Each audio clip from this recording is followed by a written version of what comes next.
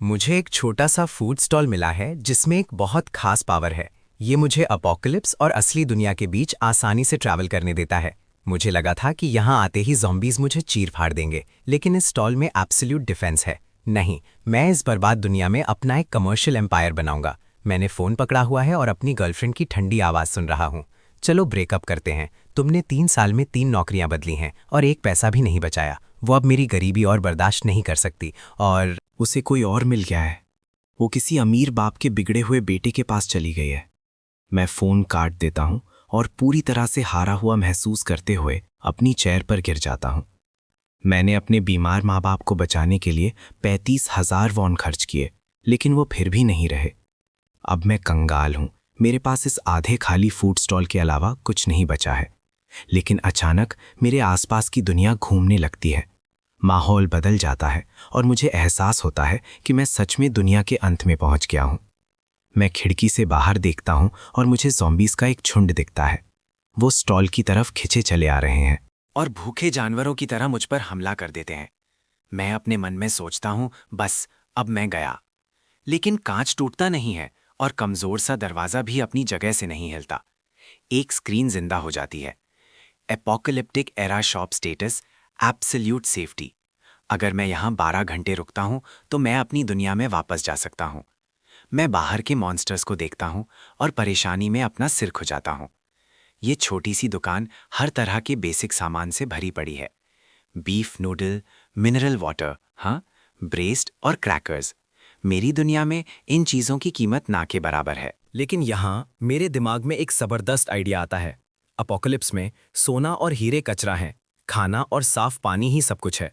मैं तेज़ी से शेल्फ्स की तरफ जाता हूँ और पानी की एक बोतल उठाता हूँ। असली दुनिया में ये बोतल आमतौर पर 2 वॉन में बिकती है। जिंदा लाशों से भरी इस दुनिया में इसकी क्या कीमत होगी? मैं अपने भारी कर्ज और अपनी एक्स गर्लफ्रेंड के कड़वे शब्दों के बारे में सोचता हूँ। मैं बोतल खोलता हूँ और एक लंबा ठंडा घूंट लेता हूँ। मेरे पास इसे कामयाब बनाने के लिए 12 घंटे हैं। मुझे अपना पहला असली मुनाफा हासिल करना होगा। अभी के अभी मैं अपनी नई कीमतों का हिसाब लगाना शुरू करता हूँ।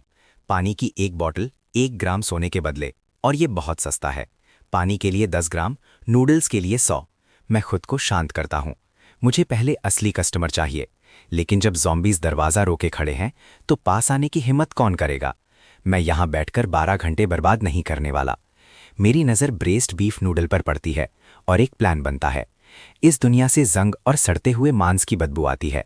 क्या ताज़ा नूडल्स की खुशबू से ज़्यादा लुभाने वाली कोई चीज़ हो सकती है? पावर स्विच मिलता है और मैं उसे ऑन कर देता हूँ। केटल में पानी उबलने लगता है। स्टॉल में सच में बिजली है। ऐसा लगता है कि सिस्टम से बंधी ये जगह बाहरी दुनिया से बिल्कुल अलग है। पानी उबल जाता है और मैं उसे डाल देता हूँ। अचानक एक मज़ेदार खुशबू पूरी दुकान में फैल जाती है। मेरे खुद के मुंह में पानी आने लगता है। लेकिन एक समस्या है। मैं इस खुशबू को दरवाज़ा खोले बिना बाहर कैसे पहुंचाऊं? मैं ऊपर देखता हूं और मुझे एग्जॉस्ट फैन दिखता है। काम पर लगने का समय हो गया है। समय मिनट दर मिनट बीत रहा है। बाहर अभी भी मौत जैसा सन्नाटा है। जैसे ही मेरा सब्र टूटने लगता है, अचानक आग की एक लपक उठती है। वो धीरे धीरे मेरी दुकान के आसपास के दर्जनों ज़ॉम्बीज़ को निगल लेती है। मैं हल्के से खिड़की से झांक कर देखता हूं कि वहां कौन है। एक औरत की नज़र मेरी दुकान को देखती है, जो इन खंडहरों के बीच बिल्कुल अजीब लग रही है। दिलचस्प है, वो कहती है। इस भूतिया शहर में किसी ने दुकान खोलने की हिम्मत की है। वो सीधे एंट्रेंस की तरफ चलने लगती है, लेकिन एक सेकंड बाद वो सीधे एक ना दिखने वाली कांच की दीवार से टकरा जाती है। तुम एक अवेकेंड हो? ये ज़रूर तुम्हारी एबिलिटी होगी। मैं ये जिन हूँ। खाने के कितने पैसे? मैं उसकी आंखों में देखता हूँ और अपनी शर्तें बताता हूँ। तुम्हें क्या लगता है ये कौन सा ज़माना है? अब वो बेकार कागज़ के पैसे कौन इस्तेमाल करता है? मैं यहाँ सिर्फ सोना लेता हूँ। वो मेरे ज़िद्दी रवैये पर हंसती है। उसकी आंखें सिकुड़ जाती हैं। ये जिन अपना हाथ उठाती है और आग का एक गोला सीधे मेरे चेहरे की तरफ आता है। बैरियर से टकराते ही आग गायब हो जाती है। अब बिजनेस की बात करें? मैं पूछता हूँ। सुनो बॉस, इंस्टेंट नूडल्स कितने के हैं? ज़्यादा नहीं, 100 ग्राम सोना। तुम सीधे मुझे लूट ही क्यों नहीं लेते? सोना तो रद्दी है। नहीं, लेकिन ये सड़क पर पड़ा हुआ भी तो नहीं मिलता। तो मत खरीदो। मैं पीठ घुमाकर उसे इग्नोर कर देता हूँ। इसके बजाय मैं अभी बनाया हुआ नूडल्स का बोल खाना शुरू कर देता हूँ। उस शांति में मेरे नूडल्स रोपने की आवाज़ बहुत तेज़ और अजीब लग रही है। मैं देखता हूँ कि ये जिन का गला हिलता है जैसे वो मुश्किल से घूंट ले रही हो। उसकी आंखें मेरे बोल पर टिकी हुई हैं। उसे शायद याद भी नहीं होगा कि उसने आखिरी बार गर्मा गर्म खाना कब खाया था। वो शायद धुंधे हुए कैन्स और बेस्वाद एनर्जी बार्स पर जिंदा रहती है। वो चीज़ें आपको जिंदा तो रखती हैं, लेकिन असली भूख नहीं मिटाती। तभी उसके पेट से गद्दारी करते हुए गुदगुदाने की हल्की आवाज़ आती है। ये एक हल्की सी आवाज़ है, लेकिन इस शांति में ये बिजली कड़कने जैसी लगती है। यजिन के गाल शर्म से एकदम लाल हो जाते हैं। मैं अनसुना करने का नाटक करता हूँ और बिना कुछ कहे अपना मज़ेदार खाना खाता रहता हूँ। मेरे पास इतना सोना नहीं है, क्या मैं बाद में पैसे दे सकती हूँ? दुकान उधार नहीं देती, मैं कोई दान पुण्य नहीं कर रहा हूँ, और वैसे भी मैं 12 घंटे में चला जाऊंगा। किसे पता कि मेरे जाने से पहले वो सोना लेकर वापस आ भी पाएगी या नहीं। मैं नूडल्स का आखिरी बाइट खत्म करता हूँ और संतुष्टि से एक डकार लेता हूँ। मैं शेल्फ से एक हैम सॉसेज उठाता हूँ और उसकी तरफ उछाल देता हूँ। वो हवा में एक परफेक्ट कर्व बनाते हुए बैरियर की तरफ जाता है। मैं ऐसे दिखाता हूँ जैसे वो सड़क पर पड़े कचरे के टुकड़े जितना बेकार हो। यजिन जम जाती है। उसके लिए ये लापरवाह इशारा एक साफ साफ बेइज्जती है, लेकिन उसका दिमाग उससे कहता है कि वो अपनी सेल्फ रिस्पेक्ट को भूलकर इसे खा ले। वक्त जैसे थम सा जाता है। 2 सेकंड बाद भूख जीत जाती है। वो उस सॉसेज को बड़े बड़े बाइट्स में खा जाती है। वो तो बस एक सैंपल था, पूरे बोल के लिए 100 ग्राम सही सौदा है। मेरा इंतज़ार करो। वो जाने के लिए मुड़ते हुए बड़बड़ाती है। उसे बस पास में कोई सर्वाइवल कैंप या दुनिया के तबाह होने से पहले का कोई पुराना बैंक वॉल्ट ढूंढना होगा। 100 ग्राम सोना इकट्ठा करना उसके लिए ज़्यादा मुश्किल नहीं होना चाहिए, लेकिन इससे पहले कि वो ज़्यादा दूर जाती, मैं उसे आवाज़ देकर रोकता हूँ। क्यों? मैं धीरे से काउंटर के नीचे हाथ डालता हूँ। मैं एक ठंडी कोक की कैन निकालता हूँ जिस पर पानी की बूंदें जमी हुई हैं। The legendary ice cold Cola. ये ड्रिंक तबाही से पहले आम थी, लेकिन अब ये अच्छी शराब से भी ज़्यादा कीमती है। इस कैन की कीमत 50 ग्राम सोना है। मैं सीधे सीधे कहता हूँ। मैं उसके जवाब का इंतज़ार भी नहीं करता। मैं उसके सामने ही स्पाइसी लटियाओ स्नैक्स का एक और पैकेट फाड़ देता हूँ। ये सस्ते हैं, सिर्फ 30 ग्राम सोना पर पैक। स्पाइसी सूप, ठंडी कोला और गर्मा गर्म इंस्टेंट नूडल्स।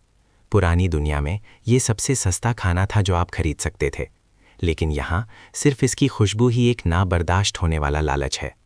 मैं येजिन की उंगलियों के चटकने की आवाज़ सुनता हूँ जब वो अपनी मुट्ठियाँ भींचती है। मैं ये पक्का करता हूँ कि वो देख ले कि मेरे पास काफ़ी स्टॉक बचा हुआ है। वो मुड़ती है और ज़्यादा सोना ढूंढने के लिए खंडारों में गायब हो जाती है। मैं अपना सिस्टम चेक करता हूँ। वापस जाने में 10.5 घंटे बचे हैं। मैं गिनना शुरू करता हूँ। 10 केस नूडल्स, 15 केस पानी की बॉटल्स। मेरे पास शेल्फ्स पर स्नैक्स और सॉसेजेस का ढेर लगा हुआ है। मुझे एक कोने में 5 ताज़ा अंडे भी मिलते हैं। मेरे दिमाग में एक नया शातिर बिजनेस प्लान बनने लगता है। अचानक दुकान के बाहर से एक भारी थड़ की आवाज़ गूंजती है। यजिन वापस आ गई है, थकी हुई और थोड़ी शर्मिंदा दिख रही है। उसने एक भारी काला बैग पकड़ा हुआ है, 200 ग्राम सोना। वो हाफते हुए कहती है, मेरे पास बस यही है। सिस्टम पूछता है, आइटम को सेफ जोन में आने दें। मैं दिमागी आदेश देता हूँ और एक ना दिखने वाली ताकत बैग को खींच लेती है। वो बैरियर के पार तैरता हुआ आता है और भारी आवाज़ के साथ मेरे पैरों पर गिरता है। इस नामुमकिन चीज़ को होता देख येजिन की आंखें फैल जाती हैं। उसके लिए मैं एक डरावना और रहस्यमय इंसान बनता जा रहा हूँ। मैं braced beef noodle, ice cold Cola और स्नैक्स निकालता हूँ। मैं उसकी भूखी आंखों के सामने ताज़ा पानी उबालता हूँ। मैं गर्मा गर्म नूडल्स का बोल पकड़कर दरवाजे की तरफ जाता हूँ। वो हाथ बढ़ाती है, लेकिन मैं उसकी पकड़ से थोड़ा दूर रुक जाता हूँ। मैं अपनी जेब से एक अंडा निकालता हूँ और मुस्कुराता हूँ। इसके साथ अंडा चाहिए ब्यूटीफुल? वो मुझे घूरती है। कितने का? 50 ग्राम सोना। मैं सीधे सीधे जवाब देता हूँ। एक अंडे के लिए 50 ग्राम? तुम चोर हो। तो मत खरीदो। मेरे अंडे सिर्फ उनके लिए हैं जो पैसे दे सकते हैं। मैं अंडा वापस अपनी जेब में रखने लगता हूँ। मैं उसकी लाचारी को उसके घमंड से लड़ते हुए देख सकता हूँ। ये जिन एक शक्तिशाली फ्लेम यूज़र है। उसे हमेशा चार्ज में रहने की आदत है, लेकिन आज वो पूरी तरह से मेरे रहमो करम पर है। वो अपनी बेल्ट में हाथ डालती है और कबूतर के अंडे के साइज का एक क्रिस्टल निकालती है। मेरे पास सोना खत्म हो गया, वो बड़बड़ाती है। अंडे के बदले ये पत्थर ले लो। मैं एक आईब्रा उठाता हूँ, ऐसे दिखाते हुए जैसे मैं इस कंकड़ से बिल्कुल भी इम्प्रेस नहीं हूँ। मैं उसे मना करने ही वाला होता हूँ कि मेरी नज़र के सामने एक सिस्टम विंडो चमकती है। मुझे एहसास होता है कि मैं इस बिजनेस को बिल्कुल गलत तरीके से देख रहा था। मैं तो बस अपने घर पर 35,000 वॉन का कर्ज चुकाने पर फोकस कर रहा था, लेकिन ये क्रिस्टल्स, ये इस दुनिया का असली खजाना है। अब मुझे इनकी कीमत समझ आ गई है, लेकिन मैं अपने चेहरे पर नफरत का भाव रखता हूँ। ये क्या है? कोई टूटा हुआ पत्थर? मैं अपना उत्साह छिपा रहा हूँ। ये एक मॉन्स्टर के दिमाग का कोर है, पावर के लिए सबसे बड़ा फ्यूल। सोना तो इस जैसे क्रिस्टल के जूते पॉलिश करने के लायक भी नहीं है। यजिन गुस्से से कांप रही है। उसे लगता है कि मैं या तो जिद्दी हूँ या फिर बिल्कुल अंधा। मैं उसे गुस्से में फटने वाला देखता हूँ और बस एक आह भरता हूँ। ठीक है, क्योंकि तुम इतनी सिंसियर हो, मैं सिर्फ इस एक बार के लिए एक एक्सेप्शन कर देता हूँ। मैं सिस्टम को चुपचाप एक कमांड देता हूँ। क्रिस्टल पल भर में उसके हाथ से गायब हो जाता है। मैं उसे रखते वक्त उसकी तरफ देखता भी नहीं। मैं उसे अपनी जेब में डालता हूँ और उसे खाना दे देता हूँ। लग्जरी अंडे के साथ सुप्रीम नूडल्स का एक बोल, एक गोला और स्पाइसी स्नैक्स। वो फोक पकड़ती है और उसे जल्दी जल्दी खाने लगती है। एक भी हरी प्याज नहीं छोड़ती। वो पूरा सूप पी जाती है, कोला खोलती है और एक ही बार में पी जाती है। फिर वो एक एक करके स्पाइसी स्नैक्स खा जाती है। मैं ये सब चुपचाप देखता रहता हूँ। मैं वापस आऊंगी, वो बदबदाती है। ये जन मुड़ती है और गली के कोने के अंधेरे में गायब हो जाती है। उसके जाने के बाद मैं क्रिस्टल निकालता हूँ। ये ज़ॉम्बीज से मिलते हैं और पावर्स देने के लिए इंसान के जेनेटिक लॉक को तोड़ सकते हैं, लेकिन अगर तुम फेल हो गए तो तुम राख बन जाओगे। सक्सेस रेट 1% से भी कम है। मेरा हाथ कांपने लगता है। मैंने अभी अभी सौदे में मिली चीज़ को लगभग गिरा ही दिया था। 1% सक्सेस रेट, ये कोई मौका नहीं है, ये तो मौत की सज़ा है। लेकिन तभी शॉप सिस्टम से आवाज़ आती है, होस्ट हर तरह के डैमेज से इम्यून है। स्टोर की रेंज के अंदर इसमें फिजिकल ट्रॉमा, एनर्जी सर्ज और जेनेटिक कोलैप्स शामिल है। मैं क्रिस्टल को फिर से देखता हूँ। मेरे लिए ये जीरो रिस्क और सिर्फ रिवॉर्ड ही रिवॉर्ड है। मैं ये जिनके हवा में से आग पैदा करने के बारे में सोचता हूँ। मैं पूरा क्रिस्टल निगल जाता हूँ। 1 सेकंड बाद एक तेज दर्द मेरे पूरे शरीर में फैल जाता है। मैं फर्श पर एक झींगे की तरह सिकुड़ जाता हूँ। दर्द धीरे धीरे खत्म हो जाता है और उसकी जगह जबरदस्त पावर ले लेती है। क्या मैं अब एक अवेकेंड हूँ? मैं अपने अंदर एक डरावनी ताकत महसूस कर सकता हूँ। मैं येजिन का पोस्ट कॉपी करने की कोशिश करता हूँ। फायर, लेकिन कुछ नहीं होता। डैम इट, मैं फेल हो गया। मैं गुस्से में एक शेल्फ पर मुक्का मारता हूँ। अचानक वो शेल्फ और उस पर रखा सारा सामान गायब हो जाता है। मेरा दिमाग एक अजीब खाली जगह से जुड़ जाता है। शेल्फ उसी खाली जगह में रखी हुई है। मैं अपने दिमाग से कोशिश करता हूँ और शेल्फ वापस अपनी जगह पर आ जाती है। सिस्टम से आवाज़ आती है, special awakening, personal storage warehouse unlocked. ये एक 1 क्यूबिक मीटर की जगह है जो समय से परे है। मैं अगला 1 घंटा अपने स्टॉक को उस खाली जगह के अंदर बाहर करने की प्रैक्टिस करता हूँ। मुझे एक बात समझ आती है, सोना मेरा कर्ज चुकाता है, लेकिन ये क्रिस्टल्स हाई पावर की असली करेंसी हैं। मेरे पास 9 घंटे बचे हैं। जाने से पहले मुझे जितने हो सके उतने क्रिस्टल्स हासिल करने हैं। अगर एक पैकेट नूडल्स की खुशबू येजिन को यहाँ ले आई तो 20 पैकेट क्या करेंगे? मैं एक बड़ा बर्तन निकालता हूँ और एक साथ 20 पैकेट नूडल्स बनाना शुरू कर देता हूँ। मैं एग्जॉस्ट फैन को मैक्स पर सला देता हूँ। अपोकलिप्स के लिए ये मेरा सबसे बड़ा चारा है। 3 ब्लॉक दूर सर्वाइवर्स का एक ग्रुप एक सुनसान बिल्डिंग में छिपा हुआ है। चश्मे वाला एक आदमी अपने लीडर की तरफ देखता है। ब्रदर टाइग, शालू का घाव इन्फेक्ट हो गया है। हमें दवाई चाहिए। जख्मी चेहरे वाला ना, ब्रदर टाइग बस अंधेरे में घूर रहा था। खाना खत्म हो गया है, दवाई तो एक सपना है। वो बिल्कुल हार चुके हैं। अचानक एक मज़ेदार खुशबू हवा में फैल जाती है। ब्रदर टाइग, कोई पास में सच में नूडल्स बना रहा है। उनका दिमाग कहता है कि ये एक चाल है। अपोकलिप्स में कोई भी खुले में खाना नहीं बनाता जब तक कि वो खुद एक मॉन्स्टर ना हो। लेकिन उनके भूखे पेट को दिमाग की परवाह नहीं है। ढूंढो उसे, अभी। चश्मे वाले आदमी के मुंह से पानी टपक रहा है। ब्रदर टाइग, अगर हम अभी नहीं गए तो कुछ भी नहीं बचेगा। ब्रदर टिग इस दुनिया की सच्चाई को किसी से भी बेहतर जानता है। अगर उन्होंने सूप नहीं खाया तो वो भूखे मर जाएंगे। उसकी आंखों में एक बेबसी की चमक आती है। चलो। वो बर्बाद गलियों से गुजरते हुए आते हैं जब तक मेरी छोटी सी फूड स्टॉल उन्हें दिख नहीं जाती। वो गर्मा गर्म नूडल्स और सॉसेज का एक बड़ा बर्तन देखते हैं और मुझे देखते हैं। मैं आराम से दरवाजे के फ्रेम पर टेक लगाए उन्हें आते हुए देख रहा हूँ। उनके लिए इस पर साफ साफ जाल लिखा हुआ है। उनका गला भूख से सिकुड़ जाता है, लेकिन डर उन्हें एक और कदम आगे बढ़ाने से रोक देता है। टिक की नज़र सड़क के उस पार एक टूटी हुई कार के पीछे छिपे एक आदमी पर पड़ती है। अजनबी भी उसी वक्त टिक के ग्रुप को देख लेता है।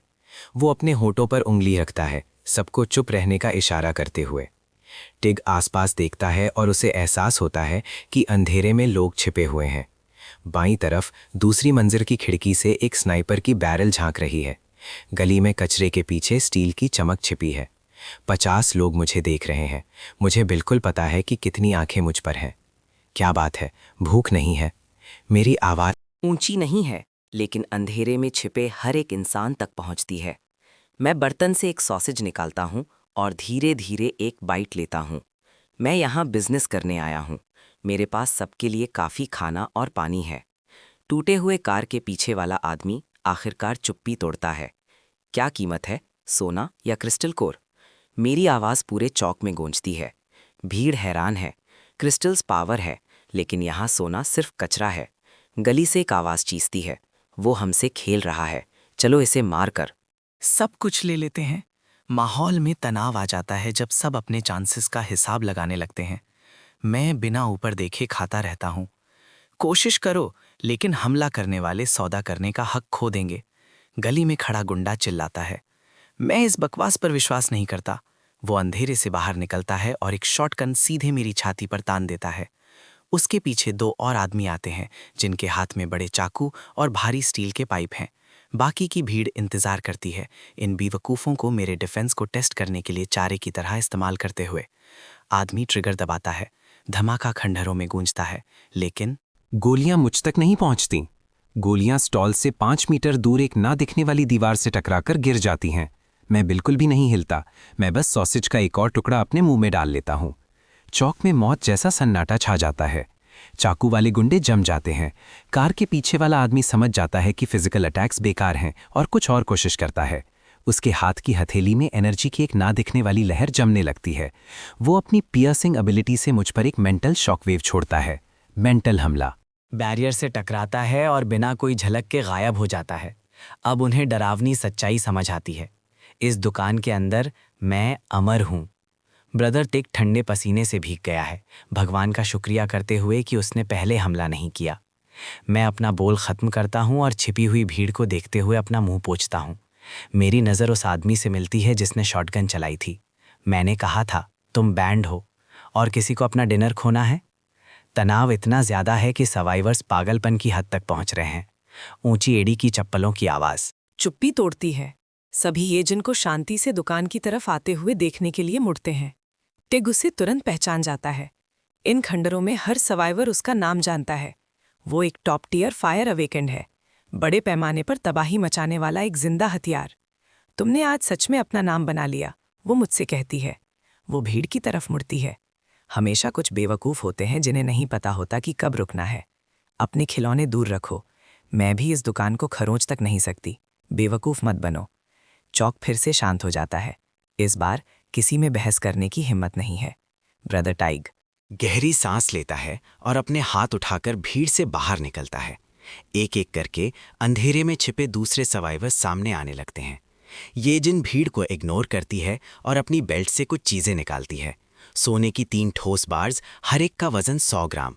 मुझे बिस्किट, कैन फूड और पानी चाहिए। ऐसी कोई भी चीज़ जिसे उठाना और स्टोर करना आसान हो। एक टॉप टियर हंटर के लिए रेडी टू ईट फूड लेना ही सबसे समझदारी का फैसला है। मुझे उन लोगों के साथ बिजनेस करना पसंद है जिनके पास सच में दिमाग है। मैं जल्दी से कंप्रेस्ड बिस्किट्स और कैन्स के ढेर निकालता हूँ, लंचन मीट और साफ पानी की कई बॉटल्स।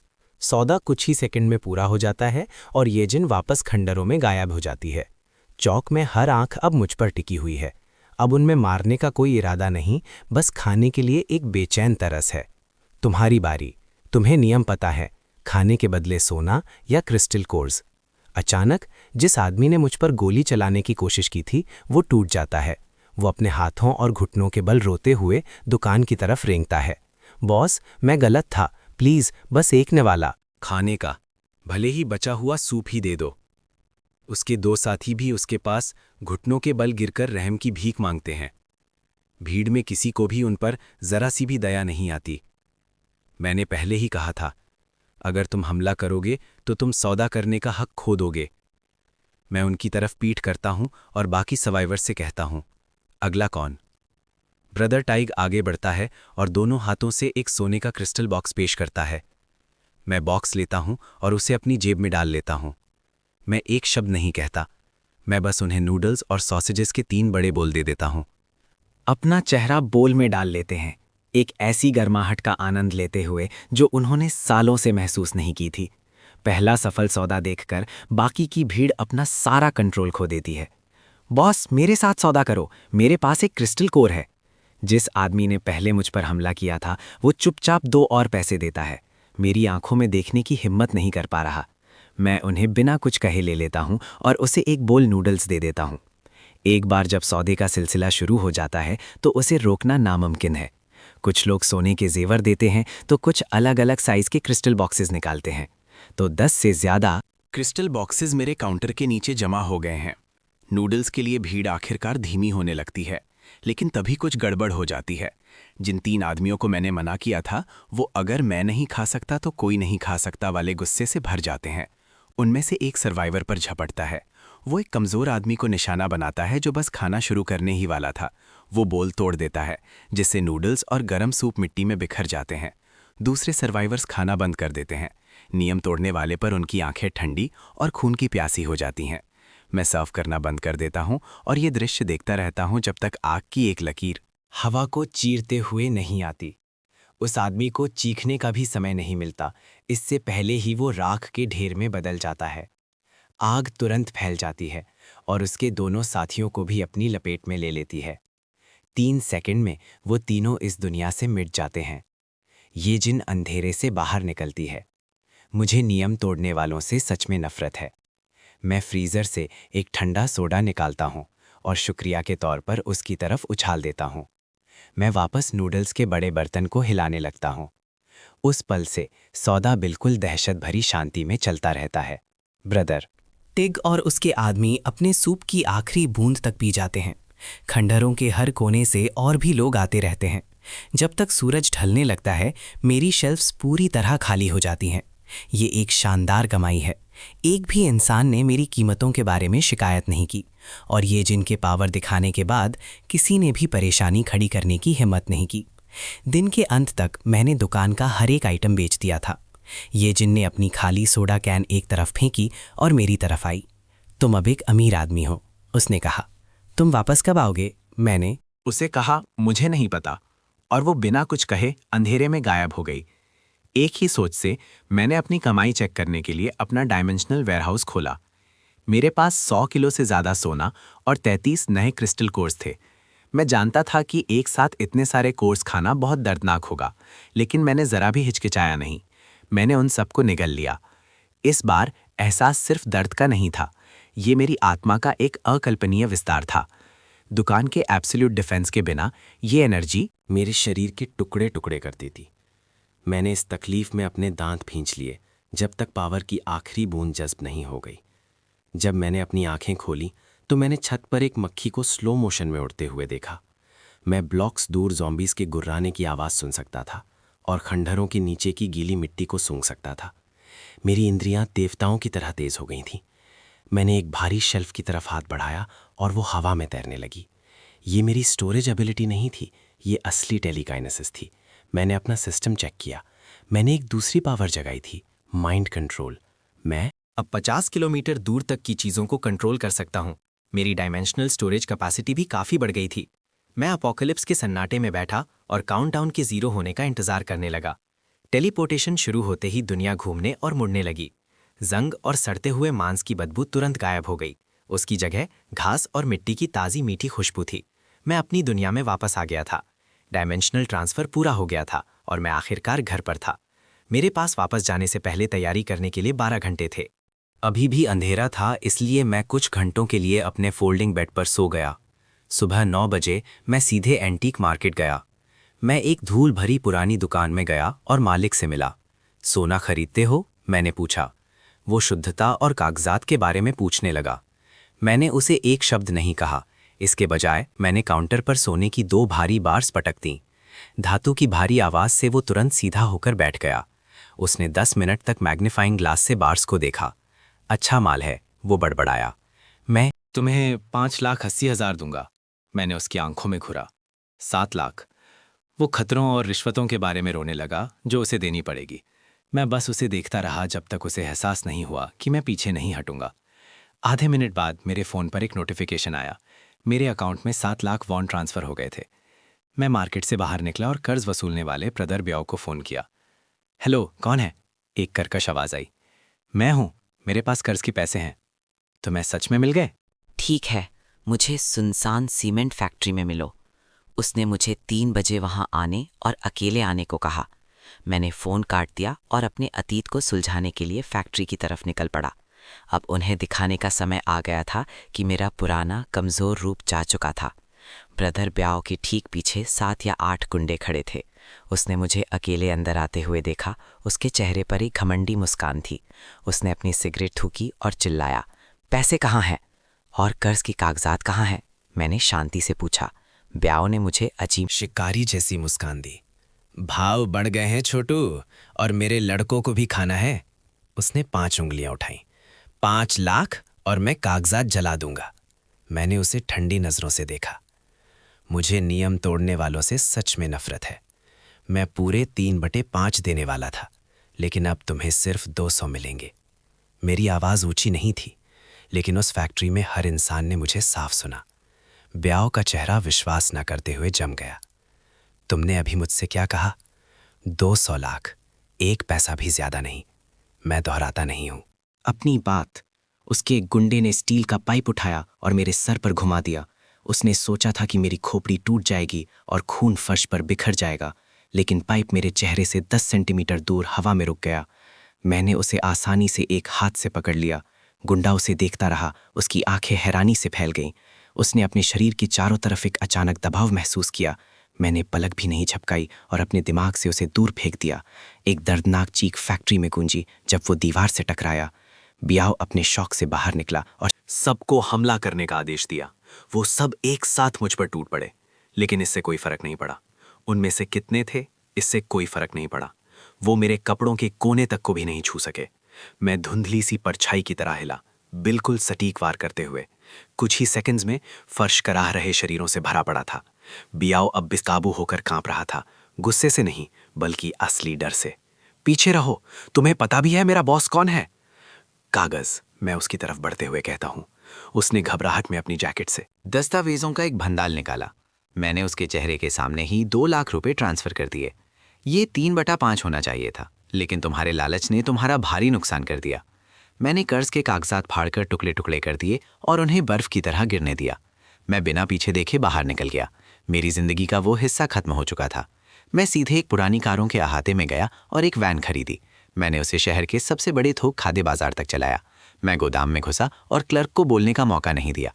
मुझे इंस्टेंट सॉसेजेस के चाहिए, उसने गिना। 200 case biscuit, 100 case canned meat और तुम्हारे पास जितना पानी है सब। क्लर्क ने मुझे ऐसे देखा जैसे मैं पागल हूं, लेकिन उसने कोई सवाल नहीं पूछा। जब आप कैश दे रहे हो तो किसी को परवाह नहीं होती कि आप दुकान क्यों खरीद रहे हो। वैन को लोड करने में पूरा दिन लग गया। जंप से पहले मेरे पास सिर्फ 2 घंटे बचे थे। मेरा पहला सौदा सिर्फ एक टेस्ट था। नहीं, अब वॉल्यूम बढ़ाने का समय था। मैं अपनी नसों में शक्ति महसूस कर सकता था, जिससे ये दुनिया अनजान लग रही थी। मैंने इस दुनिया को पीछे छोड़ने से पहले एक आखिरी अच्छा खाना खाने का फैसला किया।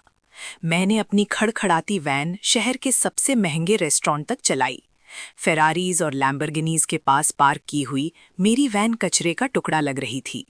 वैलेट ने मुझे पूरी नफरत से देखा, ये सोचते हुए कि मैं गलत जगह पर हूँ। वैलेट ने उसे रोकने की कोशिश की, लेकिन मैंने उसकी तरफ एक मटर के साइज का सोने का टुकड़ा फेंक दिया। ठीक से पार करो, अगर एक भी खरोच आई तो मैं तुम्हारी टांगे तोड़ दूंगा। उसके हाथ में सोने का भारी वजन वैलेट को सख्त कर गया। मैंने उसे इग्नोर किया और सीधे रेस्टोरेंट में घुस गया।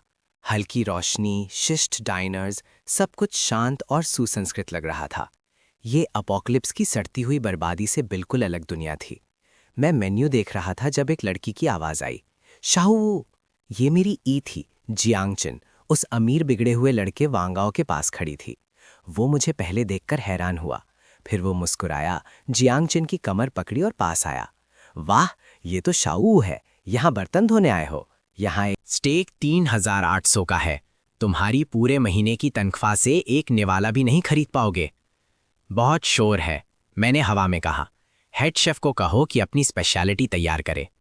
वोंगाओ को लगा जैसे उसने रुई के बादल पर मुक्का मार दिया हो। उसके ताने बेअसर रहे।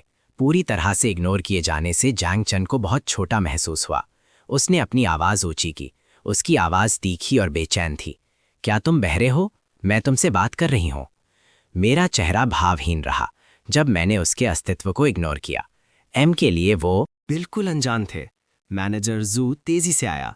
सर प्लीज शांत हो जाइए और दूसरे मेहमानों को परेशान ना करें। वांगाओ ने अपना घमंड तुरंत मैनेजर की तरफ मोड़ा। मैनेजर जू बिल्कुल सही समय पर आए। अब आप यहाँ किस तरह का कचरा आने दे रहे हैं? इस जैसे किसी को यहाँ बैठाना आपके रेस्टोरेंट के स्टैंडर्ड्स को नीचे गिरा रहा है। मैनेजर जू जानता था कि वांगाओ एक स्थानीय रियल एस्टेट टाइकून का बेटा है, लेकिन उसने मेरी अनोखी शांति और जिस तरह मैं बिल्कुल भी नहीं हिला उसे नोट किया। हमारा रेस्तरां सभी ग्राहकों के साथ एक समान आदर से पेश आता है, जो ने कहा। फिर उसने सोना देखा जो मैंने टेबल पर रखा था। मैनेजर जो ने तुरंत 90 डिग्री झुककर प्रणाम किया। मिस्टर शाऊ, हमारे खराब स्वागत के लिए क्षमा करें। जब मैनेजर मुझे एक प्राइवेट रूम में ले जा रहा था, मैंने एक बार भी वांगाओ की तरफ नहीं देखा। वांगाओ ने कुछ और चिल्लाने की कोशिश की, लेकिन मैनेजर ने उसे रोक दिया। मिस्टर वांग, तुरंत ये तमाशा बंद करें, वरना सिक्योरिटी आपको बाहर निकाल देगी। मैं ऑनलाइन हूँ। प्राइवेट रूम में उन्होंने मुझे कई लजीज विश्व स्तरीय पकवान परोसे। मैं कभी इस तरह खाने का सपना देखता था, लेकिन अब ये कुछ खास नहीं लगा। MEA के बाद मैं अपनी दुकान पर वापस गया और जंप के लिए तैयार हुआ। घड़ी पर मेरे पास ठीक 150 सेकंड बचे थे।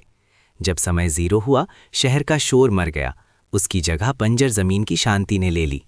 मैंने देखा कि अगले ट्रिप के लिए कूलडाउन 11 घंटे कम हो गया था। मुझे शक है कि जैसे जैसे मैं ज़्यादा ट्रैवल करूंगा, कूलडाउन आखिरकार गायब हो जाएगा। तो मैं जब चाहूंगा तब दुनियाओं के बीच आ जा सकूंगा। मैं दर्जनों आंखों को मुझे खंडारों से देखते हुए महसूस कर सकता था।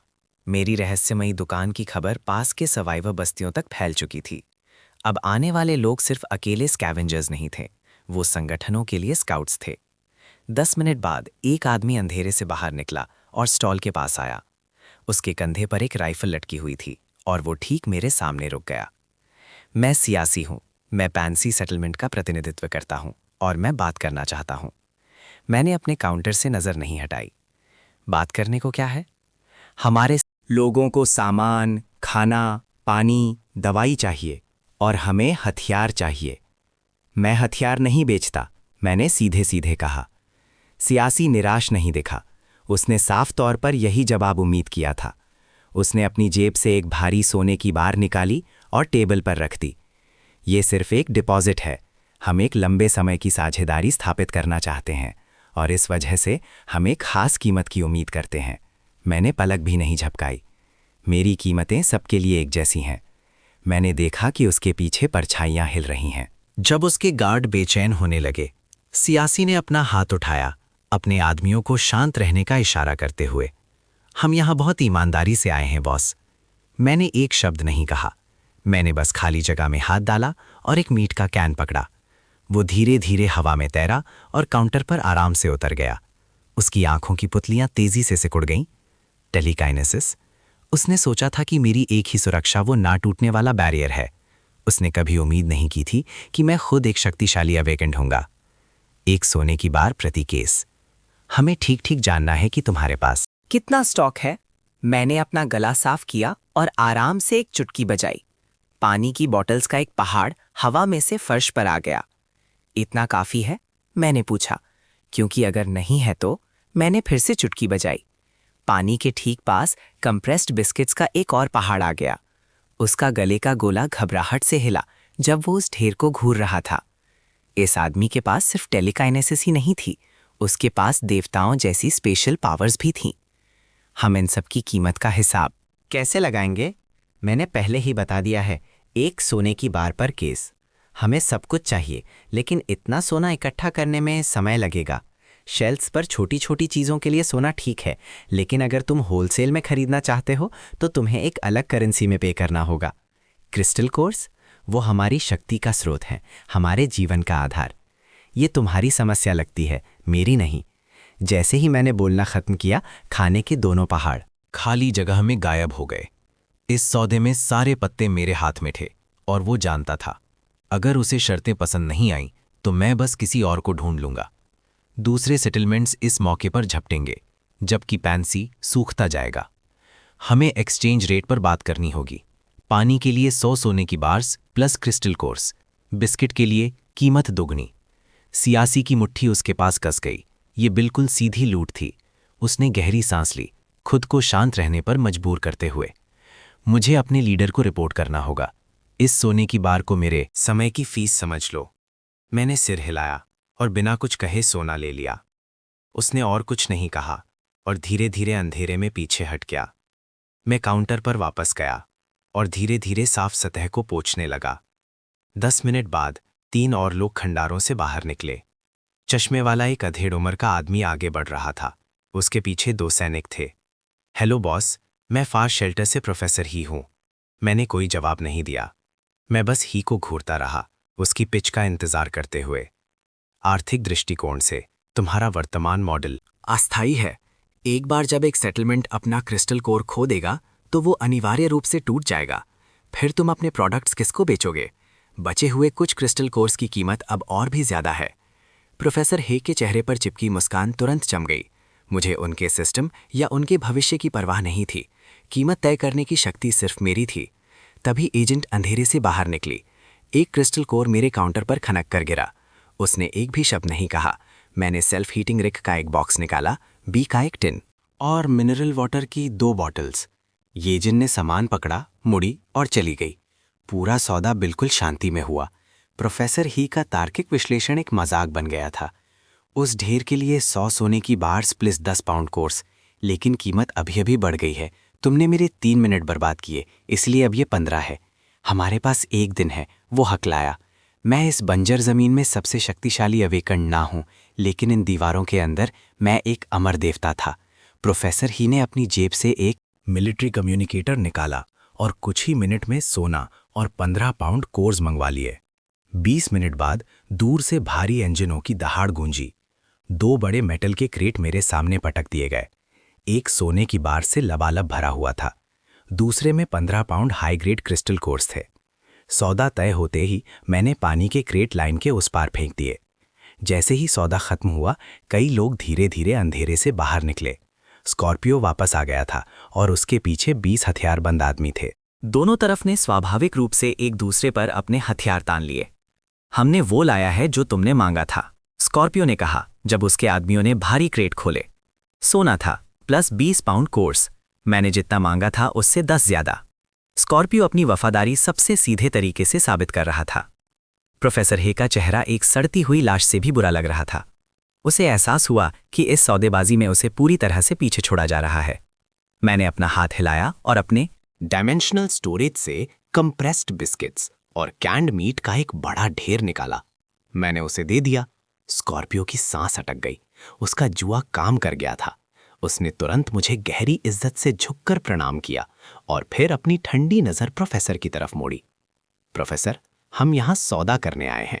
मुझे कोई फालतू की परेशानी नहीं चाहिए, लेकिन अगर लाइट हाउस कुछ शुरू करना चाहता है तो हम उसे अंत तक देखेंगे। जैसे ही उसने बोलना खत्म किया, उसके पीछे 20 राइफल्स ने क्लिक की आवाज की जब उन्हें कॉक किया गया। लाइट हाउस के लोग अपने दांतों से गालियां निकालने लगे। चलो प्रोफेसर। थूका। मैंने ये पूरा दृश्य शांति से देखा। ये वास्तव में काफी दिलचस्प था। एक तरफ तकनीक और अहंकार पर निर्भर थी, दूसरी तरफ असली शक्ति और अनुशासन पर। जब लाइट हाउस के लोग गायब हो गए, स्कॉर्पियो ने मुझे आखिरी बार झुककर प्रणाम किया और फिर तेजी से अंधेरे में पीछे हट गया। उन दोनों सौदे से मैंने एक और बड़ा सोना और कोर्स का भंडार इकट्ठा कर लिया था, लेकिन शांति ज्यादा देर तक नहीं टिकी। इस बार 3 अलग-अलग काफिले अलग-अलग दिशाओं से नजदीक आ रहे थे। एक ज़ॉम्बी हॉट की दहाड़ हर तरफ से गूंजने लगी। 3 अलग-अलग कमांडर्स ने अपने आदेश दिए, लगभग एक ही पल में। युद्ध के लिए तैयार हो जाओ। एक तरफ मशीन गन, पिस्टल और असॉल्ट राइफल्स की तेजी से आवाज इस शोर में शामिल हो गई। दूसरी तरफ अवेकेंड द्वारा छोड़े गए आग के गोले और बर्फ के टुकड़े। जब आखिरी ज़ॉम्बी ने सिर में गोली खाई तो चौक में एक अस्थाई बेचैन शांति छा गई। बॉस, टॉमाहॉक्स कहाँ है? हमें कुछ कहना है। हमारा आग भी बहुत ईमानदार है। चलो वहीं से शुरू करते हैं। टॉमाहॉक्स इस पूर्वी क्षेत्र को चलाते हैं। हम कब से लाइन में इंतजार करते हैं? बॉस, क्या बात है। हम अच्छी नीयत से आए और तुम्हारे लिए ज़ॉम्बीज़ साफ किए। लाइन में लग जाओ। अगर टॉमाहॉक्स नियम का पालन नहीं करेंगे तो मैं तुम्हें एक भी चीज़ नहीं बेचूंगा। हम टॉमाहॉक्स हैं, हमारी एक इज्जत है। हमसे दुश्मनी मोल लेना अच्छा नहीं होगा। मुझे दोस्त बनाने की परवाह नहीं है। नियम का पालन करो या बाहर निकल जाओ। लाइन में लग जाओ। हमारी इज्जत का क्या होगा? टकले आदमी ने अपना फैसला करते हुए दहाड़ा। उसने अपना हाथ हिलाया। सामान लाओ, मैं आज सबसे पहले खरीदूंगा। किसी ने नियम तोड़ा, दुकान बंद है। मैंने अपना हाथ हिलाया और हर एक आइटम को वापस स्टोरेज में भेज दिया। पूरे दिन का स्टॉक, सोने का गेहूं का खेत एक पल में खाली हो गया। दूसरे को तकले आदमी को पूरी नफरत से घूरने लगे। मैं इज्जत दिखाने के लिए सोना और कॉर्ड्स लाया था। अपनी किस्मत पर ज्यादा इतराओ मत। पूर्वी जिले में कोई टॉमाहॉक्स की अवज्ञा नहीं करता। तुम अपने आप को समझते क्या हो? मैंने जवाब दिया, मुझे भौंकते हुए कुत्तों की आवाज़ पसंद नहीं है। गोली चलाओ, इस कचरे की दुकान को जलाकर राख कर दो। गोलियों की एक बावखार तुरंत गेहूं के खेत की तरफ फट पड़ी, लेकिन हर एक गोली एक ना दिखने वाले अभेद्य ढाल से टकरा गई। मैं सिर्फ टॉमाहॉक पर प्रतिबंध ही नहीं लगा रहा हूं, बल्कि तुम्हारी जान के बदले 100 केस कैंड मीट दे रहा हूं।